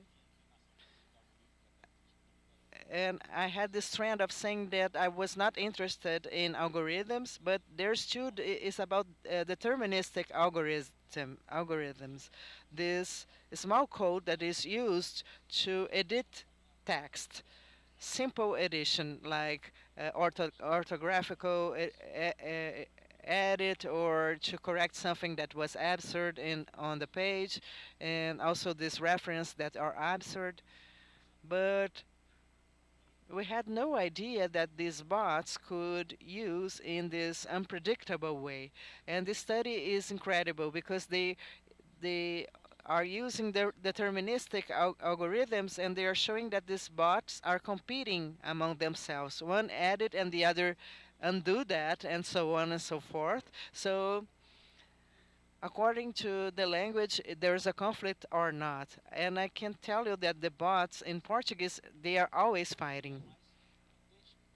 And you know what? The cultural context of the region is also influencing in this fight. So this book, Good Bot Fight, is essential. It's key for those who are willing to go deep into this topic. And I cannot say anymore that the deterministic algorithms is not of interest because they are. And this is my initial idea about what was brought here about on algorithms. They have some semantic sophistication with multiple layers. And I think that it's very complicated to use these terms, Euro and learning. They are difficult to me to use because we're speaking about this automatic process. So every time that we use this verb that is referred to human conditions, I have this prejudice. But this is how he refers to that. Multiple layers of representation. So what I'm wanting to convey is that they have this sophistication. We have some cases here. I remember that Bruna Castanheira, she talked about content ID in the panel yesterday. And content ID, forward dispatch, post play. Yes, because algorithms now, they have their own names. So we refer to them with their names, and they are very common today. And in the case of Adam Kelly, I want to show you why it's necessary to govern them. This study that he has done is referring word vectors. You use that for automating the language comprehension. What does it do? You bring this expression in some language, and then you see how many times that expression is repeated, but also that what kind of words are associated most commonly to that expression.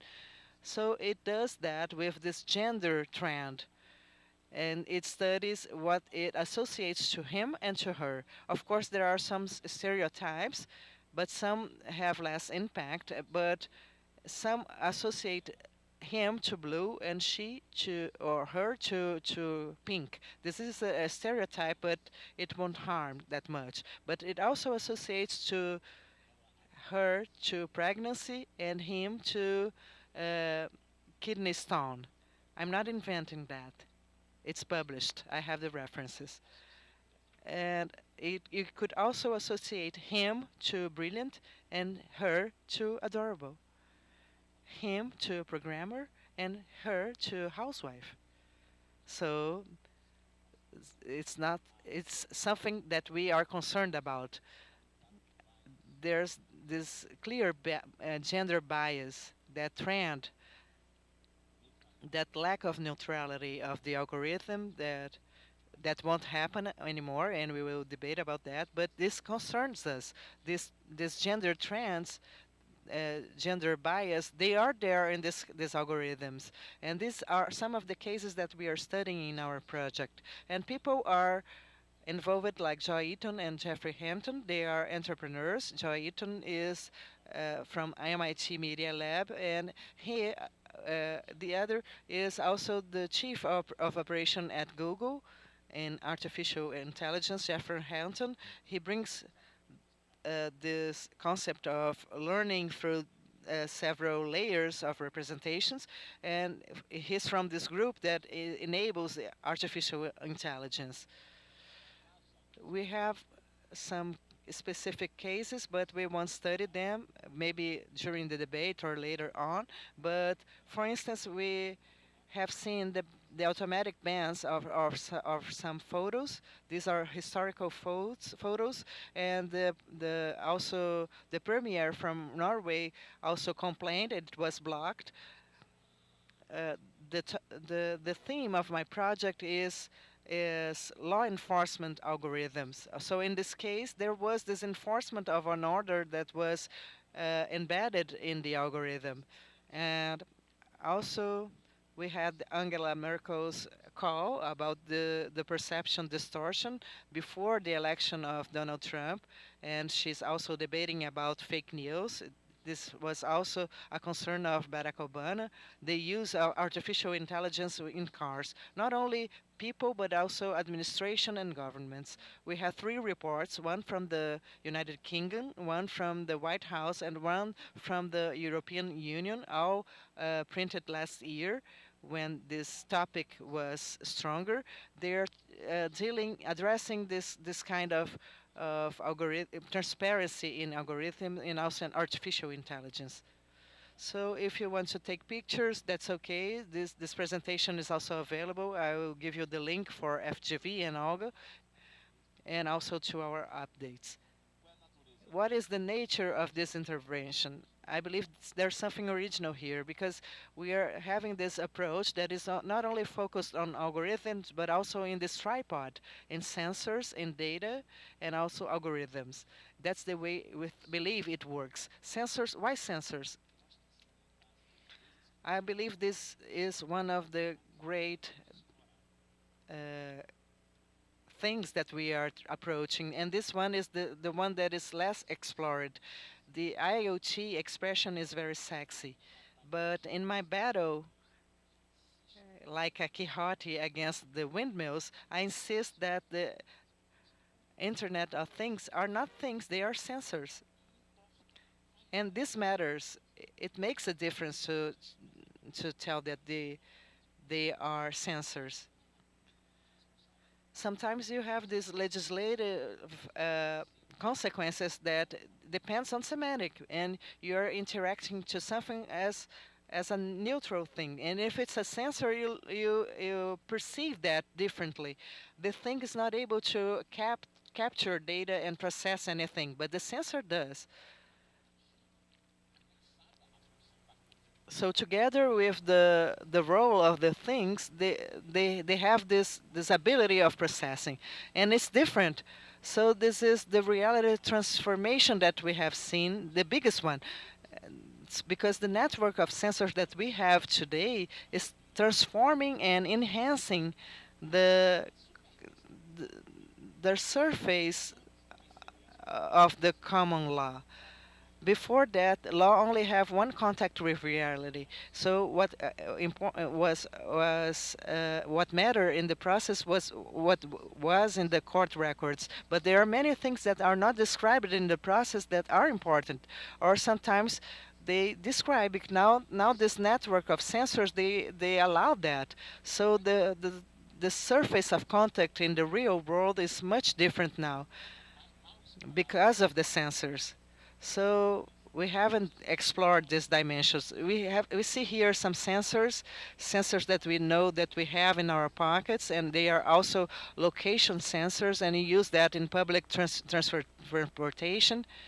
You have this company in Portugal, and there's all this generation of wearables and also sensors inside people, embedded in people, either to correct some defects or to perfect some deficiencies. And we have the data dimension that is well treated. We have right enough across the world. It's not written in Brazil, but we have in Brazil somehow. And this is also suffering this revolution, and algorithms as this unique dimension for everything, in everything, for transports, healthcare, stock market, Google research, democratic exercises, so everything to predict police enforcement. If you want to focus in preemptive policemen to try to predict and anticipate, precog policing. If you're a fan of Minority Report, you're going to read the Paulo de Herrera's work from Brussels University, and also the Perpetual Dialogue by David Lackley from Georgetown University, where I'm collecting this data.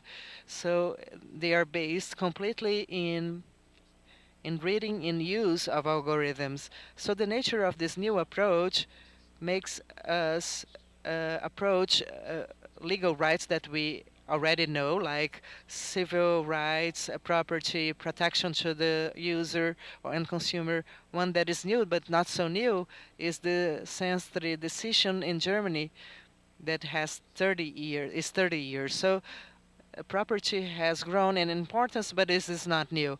And also intellectual property, we all know that. And this new tripod is concerning that, but also new legal rights, like the indexing. The indexing is not forgetting. It's irresponsible to use the indexation term. It was not forgetting when it happened. And why do we use forgetting instead of the indexation? And the legislation that followed started using the indexation, like in Russian. And in 2015 we have to been to this governance school in the High School of Economics, and I was talking to this professor who is also a lawyer of Yandex, a search engine, and he received us for this intervention, and he was sharing this big text about this intervention, about the forgetful, the right to be forgotten, and Russia was speaking about the right to be forgotten, and now they started using the indexation, and because you have this potentiality of access that is diminishing, and so since it's very difficult to explain that, you're going to speak about rights to be forgotten.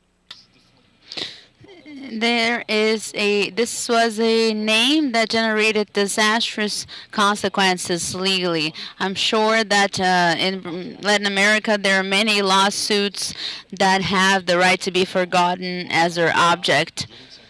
We can look also at delisting, global constitutionalism, algorithm accountability, reciprocal transparency.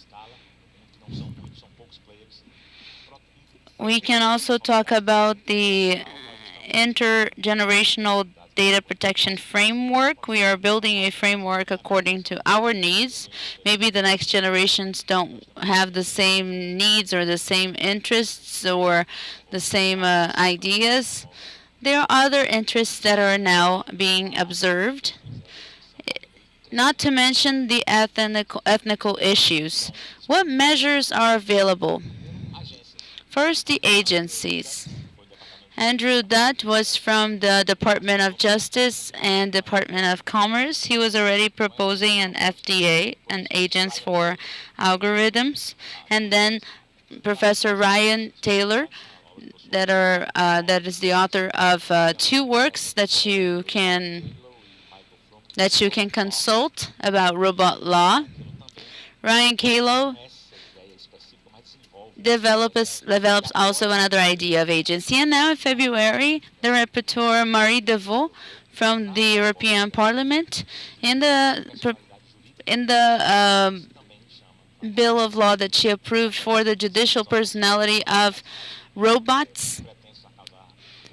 She also is going to talk about the big risks for European Union. Frank Pasquale from the University of Maryland and Nick DeCoupolis from the University of Virginia are saying that we need to audit input data. This has a lot to do with what Catherine said for the financial aspect. I mean, this algorithm processes what kind of data with what quality, because this interferes in the results. We need to monitor the results. This result can either be absurd in terms of rights. If it is absurd, there's something wrong.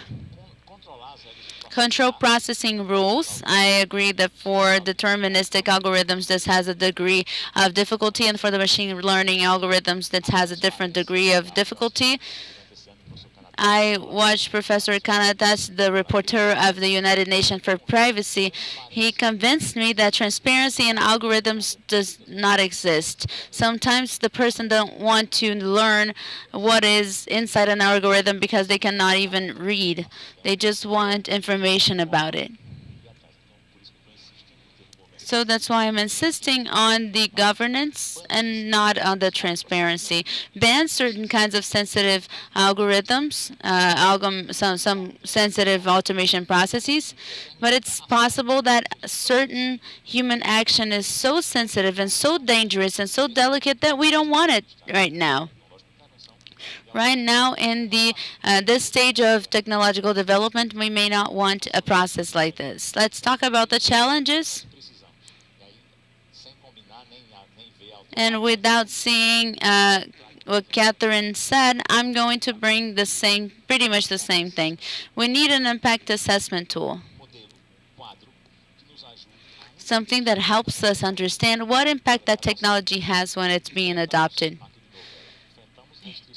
We have restrictions in intellectual property rights. Sometimes the code is restricted by some rights of intellectual property. Algorithms that are applied in significant public relevance cannot have the same degree of protection of others. No one says the contrary. I would risk to say that everybody defends it. I think the automated process of very delicate functions cannot have the same regime of intellectual property. These impact assessment tools already exist in the environmental law and competition law. They might not be the same, but you can learn a lot from them and extract a model of them. We need a bit of compliance and a lot of accountability. And also we need to guarantee what Joy Ito calls society in the loop. If we cannot maintain the control of the lines of codes, what happens in the lines of codes, I think for the machine learning algorithm and knowledge representation algorithms, we cannot do this because the alteration is very organic. We have to have a tool that controls how society sees the results so that the technology is not only an increase in efficiency or in metrics, but this tool is going to exist because it needs to exist to improve the human relations. Thank you very much for the attention, and I'm here for any question. Thank you very much.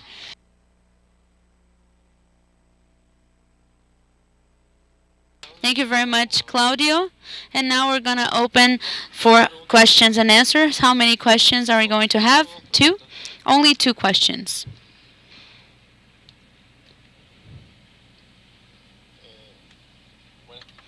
Good afternoon. A question, I think it's very interesting.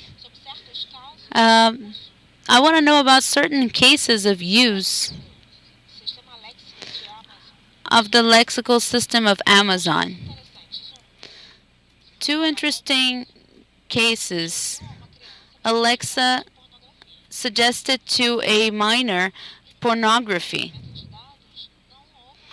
So there was no data processing to filter keywords and know exactly what the user will see. If it was an adult, if it was a child or an elder.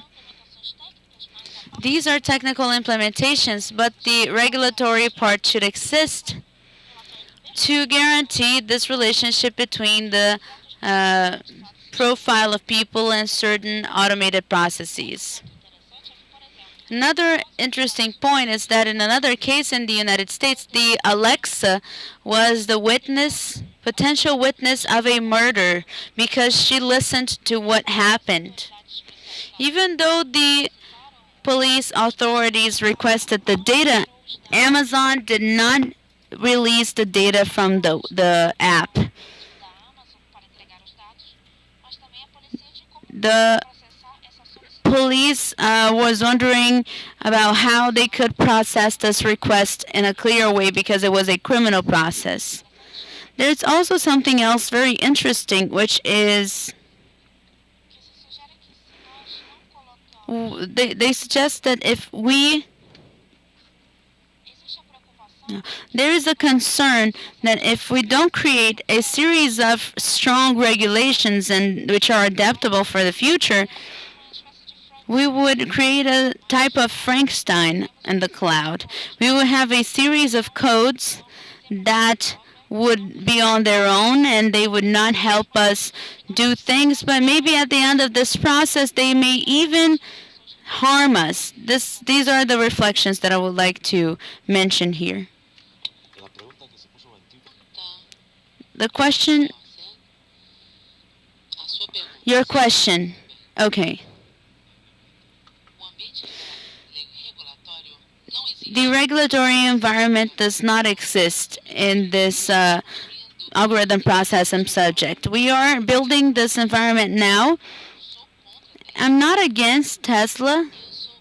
I am against, for example, I think now there is a big concern on strictly philosophical and ethical topics that are mirrored by the concerns of Nick Boston. We have two people studying two different aspects. One, Boston is studying the aspect of singularity. Artificial intelligence that substitutes human beings, and it's going to make the world end, and it's going to replace the human beings. I don't say this is not important because this is what this is the direction that we are leading towards. So the human beings need to be ready for this moment. But what happens is, I think it's more appropriate now and more concrete now, the concern of Florides that says that it's not a great singularity, but small pluralities. If you search on Google with the autonomous agents, for example, they are restricted to a specific area.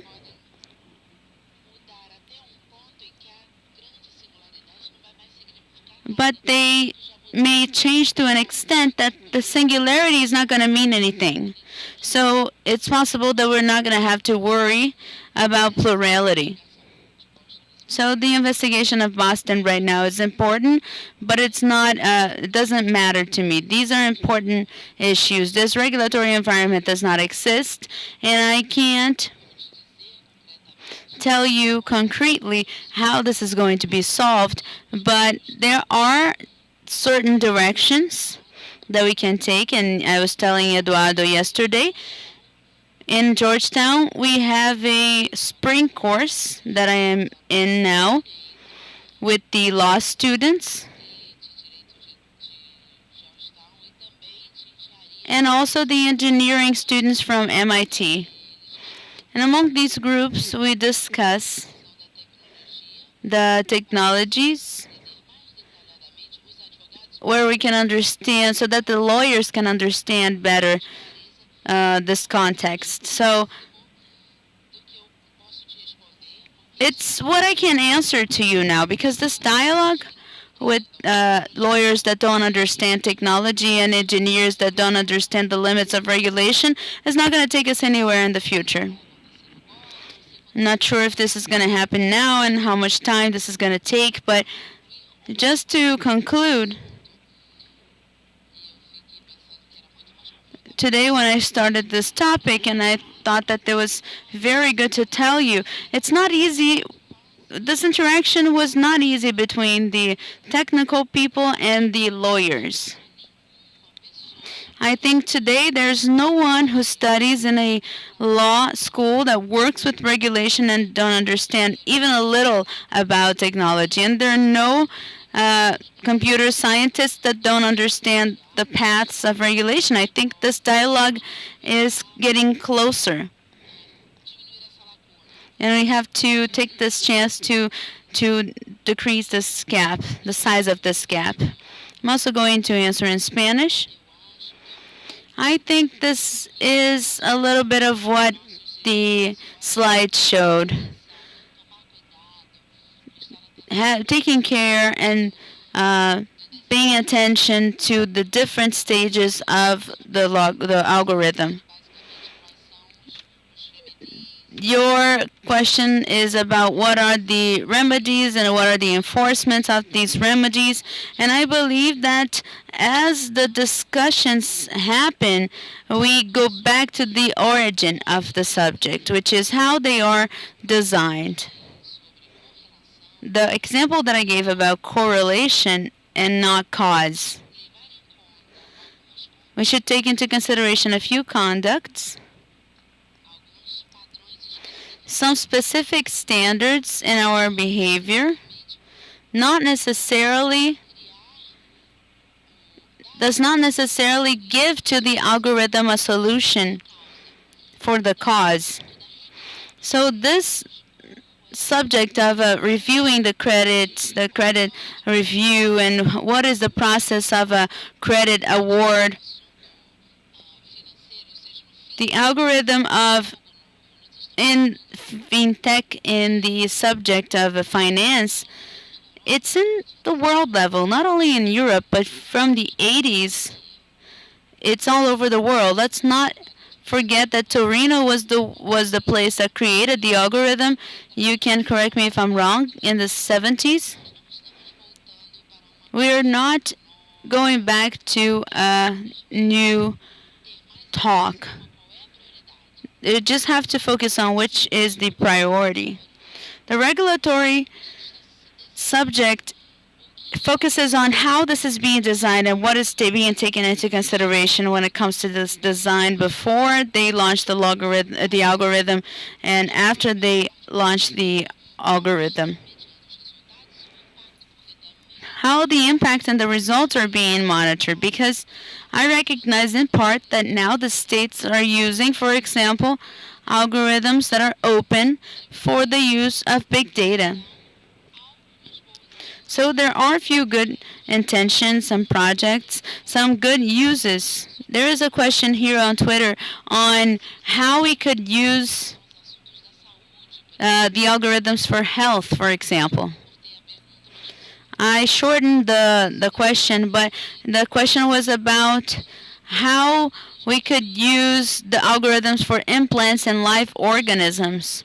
I did a few researches on the use of algorithms to control diseases. So there are topics that could help us prevent diseases, but we go back to my original concern, which is how they are designed, and after the design, how they're launched and how they're used. We need a review process. And this has to do with the principles. The principles have to do regulation principles. It's not the hardcore regulation, it's the soft regulation, as we are trying to explain here. Maybe this is the dynamic for today. For now, there's a type of code of conduct that we want to follow, and I believe that Claudio and we favor the collective works that are inclusive not only in the regulatory framework, but that include the engineers, the programmers, the people who create the algorithms, with the people who make the public policies. A separate discussion about algorithms and public policies cannot be effective because we can't have to understand their origin and their needs, and we need to weigh the pros and cons. That is why I started my presentation talking about the use of algorithms in the financial system, with some of the uses that were proved to be good in the financial aspect. When people don't have access to credit in the European Union, when I was working with the European Union, we had a resolution that declared access to credit as a basic human right. So we are talking about the recognition and the acknowledgement of access to credit as a basic human right, not only in the European Union, but in other realities. And through the use of these algorithms, this can be denied, the access to credit can be denied to people who actually need it due to correlations and not to specific causes. All the other areas that we mentioned, for example, the police officers using it to catch criminals, or different realities like the profiling. We call it redlining when we use the codes of the postcodes to put on a blacklist different users that are not entitled to credit. So these are things that we have done physically, and the technical issues of IoT are not so tangible but have visible results that can be perceived, and they have the same impact as any other topic, for example, of protection to the consumer that may cause a physical damage, a damage that is intangible, but it's very strong when it comes to placing a barrier to the access of credit. In the example that I use right now. So this is it's only to share the debate with Claudio. Any other questions? Good afternoon. I'm Claudio. I study law at the Federal University in Minas Gerais. You have approached this theme about this legal use of algorithms, and there are some offices that are using that to automatize their services, to write some actions and so on. But you may use that in the public service to judge in trials, to analyze processes in trials for judges, for instance. And I would like to understand what do you think of the use of these algorithms in the public service and how they aid in creating common law, especially. Can I start? Before I start, this last reference using this Twitter question and also the question from my friend, I can follow. What's your name? Jaime. Jaime question and the one that came from Twitter to try to illustrate as a case. He has this publication where robots were taken into court, and there's only one in healthcare. That's why I'm relating that with the Twitter question. And the fact is that the hospital had the robot to use the intervention, and they didn't use it. You see what kind of dilemma we have. We are talking about problems that happens because we use robots, and the only case in the United States is complaining because this was available and the hospital didn't use. So it's not easy for them who are using that. It's difficult for us and it's difficult for them. So we had this seminar in Campina Grande in December last year with the labor court only about automation in court with perspective from around the world. And the question you bring has to do with the semantic concern that I have. When I say learn, when I say neural network, that is, you are anthropomorphizing the discussion, and it makes us imagine that something that is coming from there is the result of intelligence. And when we talk about intelligence, we are talking about human. When we say intelligence makes us anthropomorphize this. So this is a fake premise to me. And why is this fake?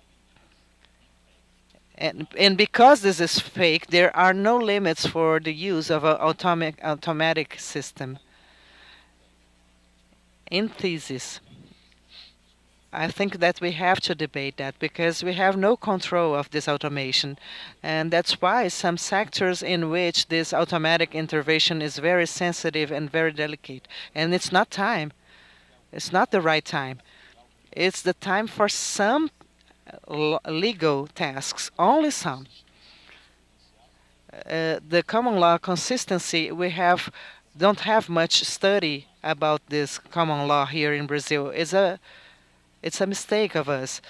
this study of consistency of common law would be this very interesting social tool. The United States have a school to study these sentences. They are all inconsistent. You're able to observe inconsistencies. So I believe that the final decisions that are involving legal matters are not ready to be performed by au- autonomous systems. This case of the United Kingdom, we have Frank Pascali writing about 4 different scenarios, and it doesn't exist, this answer. Franco Pascali has this recent paper with 4 scenarios in legal professions, and he's modulating. If we start having more automation and more data reading, we are going to go to the legal profession that is the least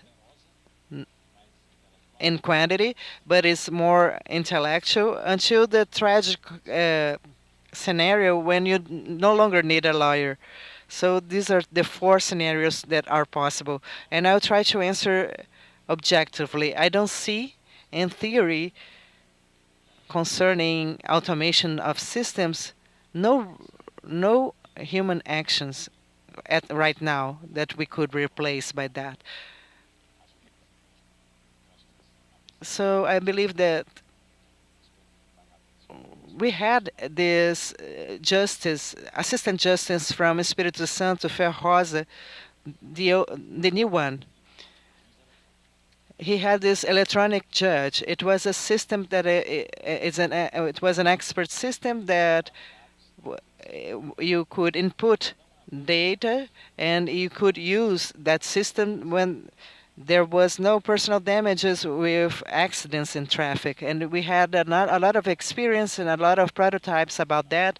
You didn't involve any human damages, only the material damages of the car. So you could input the reports, and after that you could have this suggestion of sentence. So this was a tool for aiding sentences, and also research about common law and references about common law. This system is able to do this kind of tasks for these auxiliary tasks. But the decision process, I believe that we have to blame someone for it. But be sure that I'm not against that. And I believe that we have to show that these tools, that they give better answers. Not only that they are generating processes and generating more money. I don't want financial goals for automation. I'm in favor of any advance, but my goal is the improvement of quality. I want to diminish injustice, because if it's only to diminish the pie of process, for me is of no use. So let's have this round of applause, please.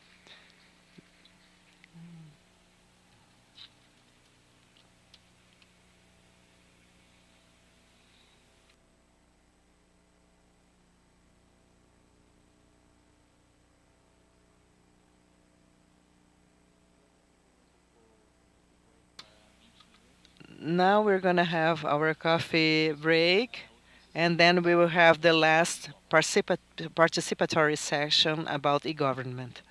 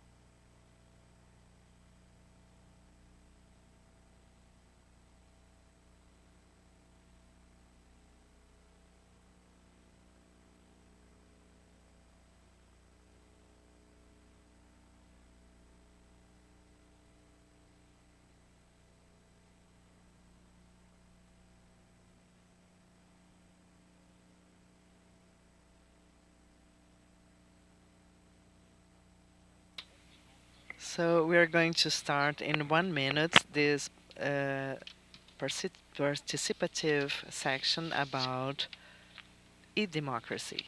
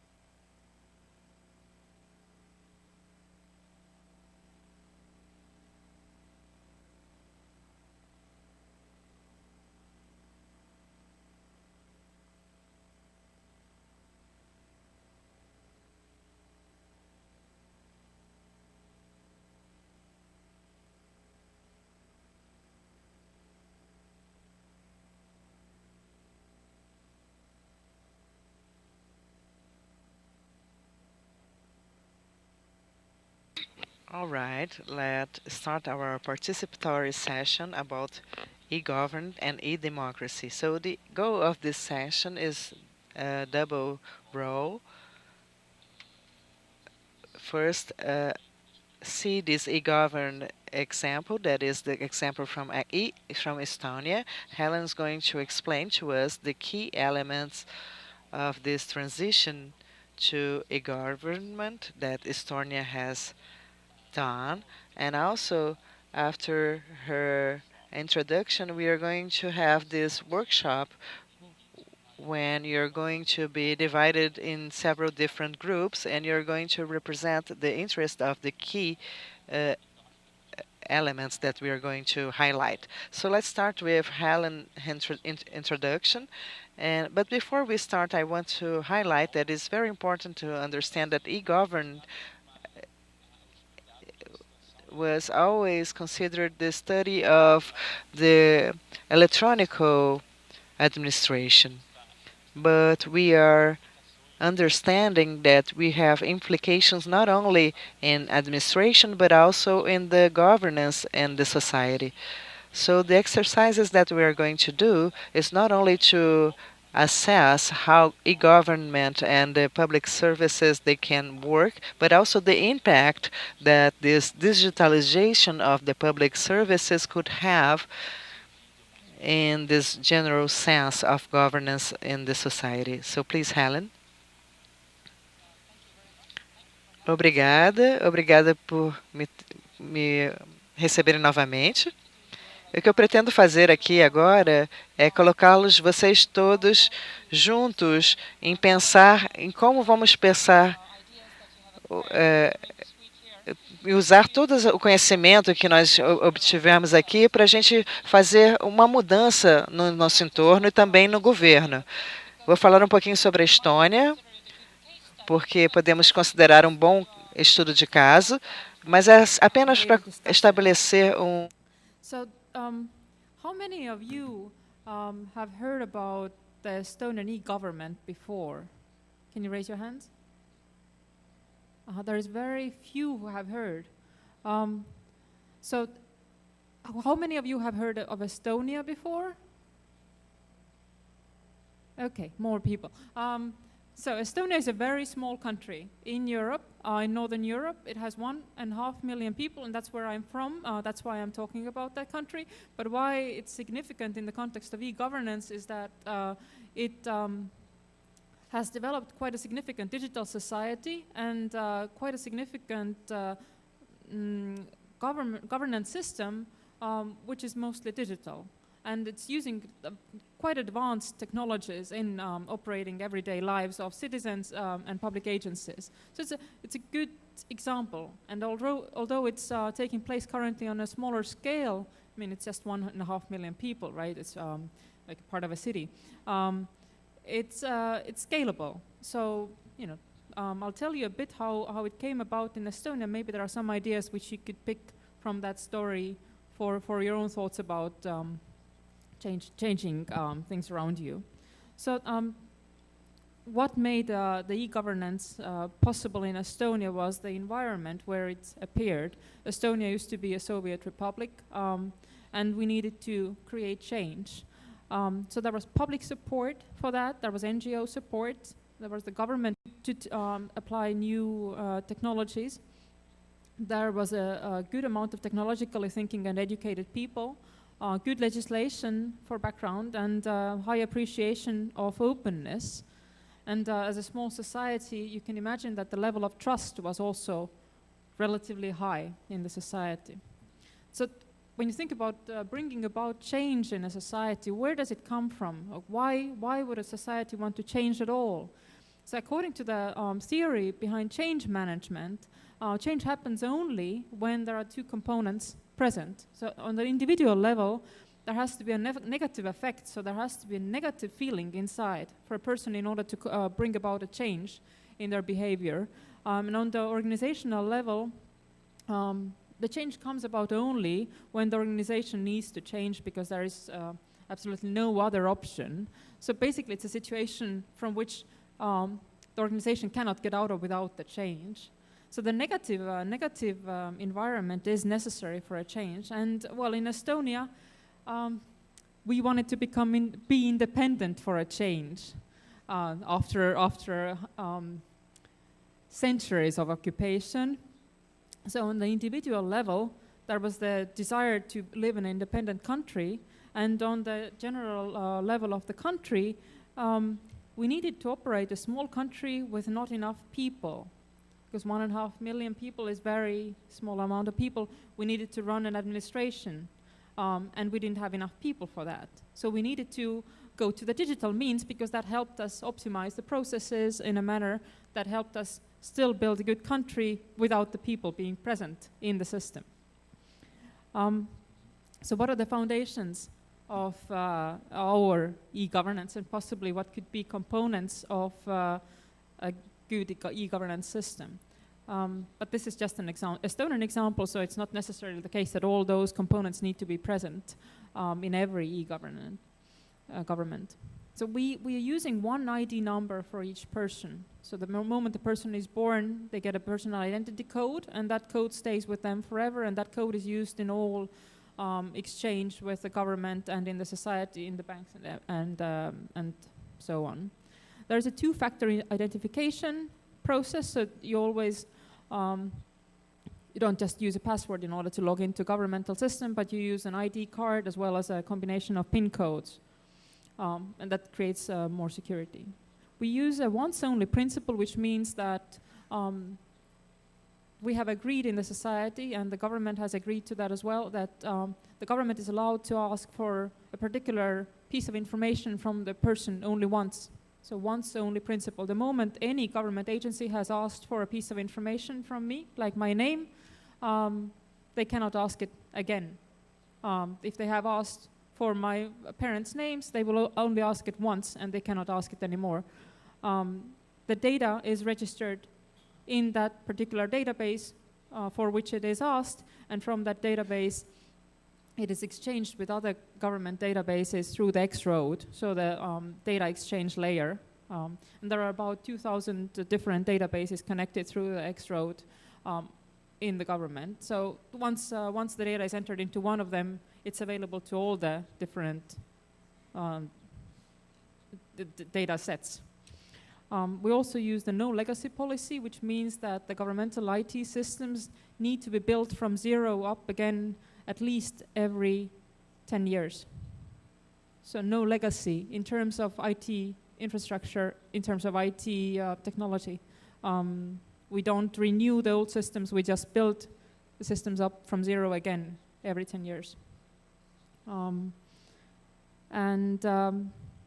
there is a principle of availability of log files. So whoever accesses the data on the governmental databases, we can see it on the log files. And the log files are available to the citizens. So I, as a member of the country, as somebody who has access to the Estonian databases in terms of my information, I can see who has viewed my information. And so my friends have sometimes logged into the databases and tried to see whether somebody has viewed their data, and they have been really disappointed about the fact that nobody has actually viewed their data. Sometimes you wish somebody would actually look you up, Google you. And there is a principle that you own your own data. So if you go to a doctor and the doctor gives you an opinion, you can take all your medical data and actually go to another doctor and ask for another opinion. And you can go to 500 doctors and ask for an opinion because it's your data and you can take it anywhere. Then I talked briefly yesterday, and I'm not going to talk about it more. So the governmental infrastructure, the main infrastructure on which the governmental databases are operating is based on blockchain. It's based on keyless signature infrastructure, which was created by Guardtime in 2007. The basic principle of that technology is that it ensures the integrity of the data. So it ensures that the data which is entered into the system and then when the data is added to that data, and then so all that data's integrity is ensured by the fact that there is the blockchain technology underlying it. So the fact that there is data integrity means that we also, and the fact that there is the data is public and so that it's public and it's shared through the blockchain layer, it means that we can trust the data more. It creates the trustworthiness of that data, which empowers citizens and creates government accountability and provides long-term data integrity. And so I thought that I had just listening to various conversations after the blockchain panel yesterday, and I've just been thinking that maybe there is a way of thinking about security and privacy in general from a different standpoint, thinking about blockchain as well. So we often think about confidentiality of our data as a guarantee for the privacy and security of our data or ourselves. But maybe there is another way of thinking about privacy and security. What if instead we actually think of the integrity of data and the ability to monitor and control the use of our data as guarantees for the privacy and security of us and our data? There are many applications. So I said that there are about 2,000 different databases connected through the X-Road in the Estonian government. There are many applications. And I know that Luca wanted to ask me about e-tax, so tax declarations, and there are many various applications. But one of the new applications is e-residency. So I'm happy to talk about that a bit more as well. But in principle, it is possible for you all to go and check out how the e-government is working, is operating as an e-resident of Estonia. You can register yourselves as an e-resident, and you can carry out a number of activities on the Estonian e-government infrastructure, just for your experience. So it might be an interesting experience. So, an e-resident is a physical person who has received the e-residence digital ID card, and that looks very much like our own, our Estonian ID card.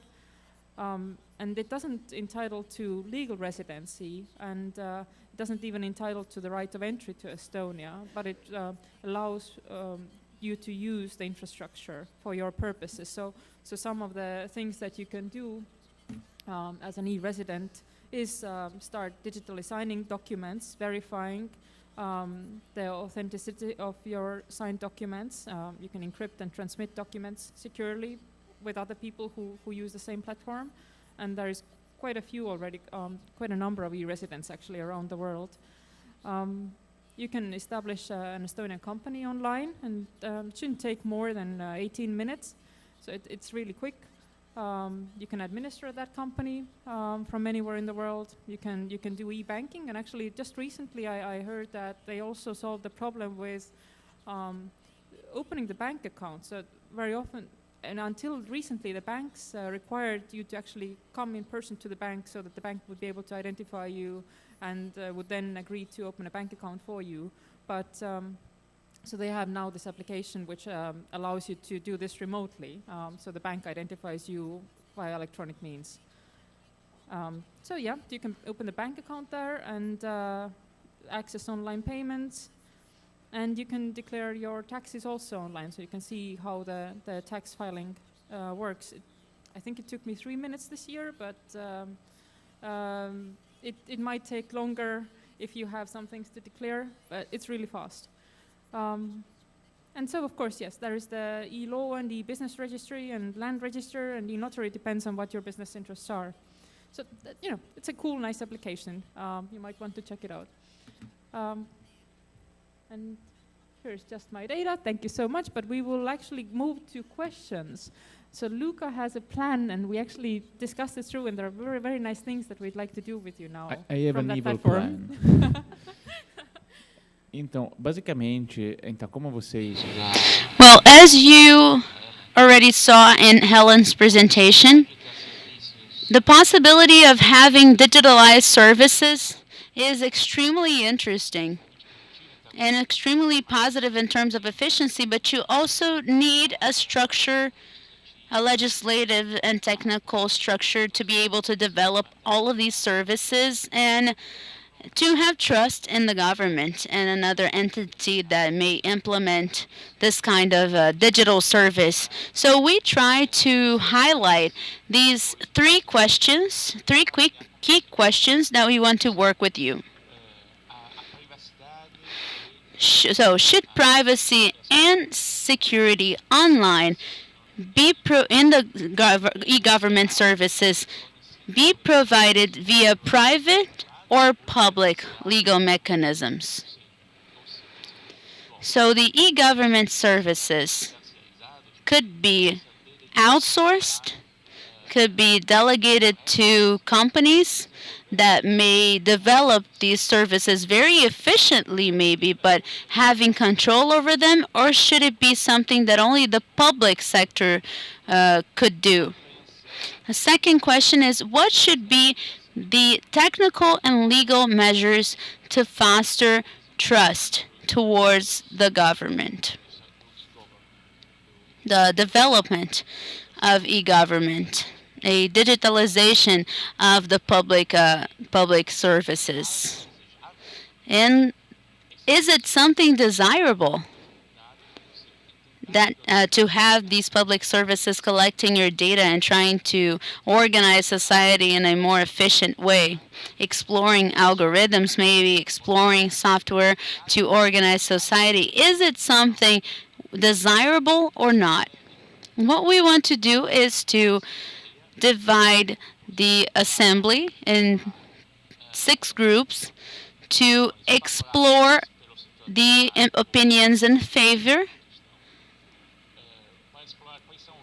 and what are the challenges and what are the judicial and technical challenges for the second question, and to talk about the use of software algorithms or not when it comes to the last question. So let's have these 6 groups. I would say up top, we could have one group up top, the group that will support the public sector as leader of the e-government transition. Another group will support the private sector as leader of the e-government transition. So if you want to support the public sector as the organizer of the e-government, you can go up top. If you want to support the private sector, you can go up top on the other side. Here we're going to have a group on suggestion of legal tools to foster trust in e-government. The other will talk about suggestion of tech tools to foster trust in e-government. Down here we're going to have one group supporting the advantages of organizing society via code, and the other one will stress the risks of organizing society via code. So you can gather wherever you want, but not here in the middle, please.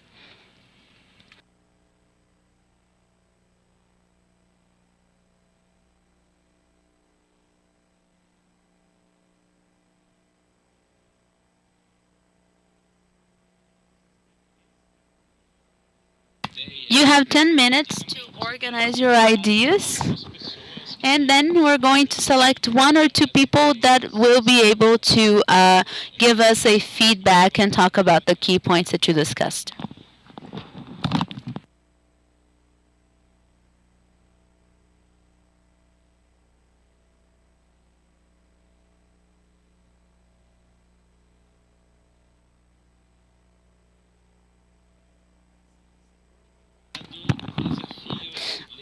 On this side, we have legal challenges and anyone who is in favor of the code. Up top, we have the public sector, technical challenges, and people who are against organizing society via code.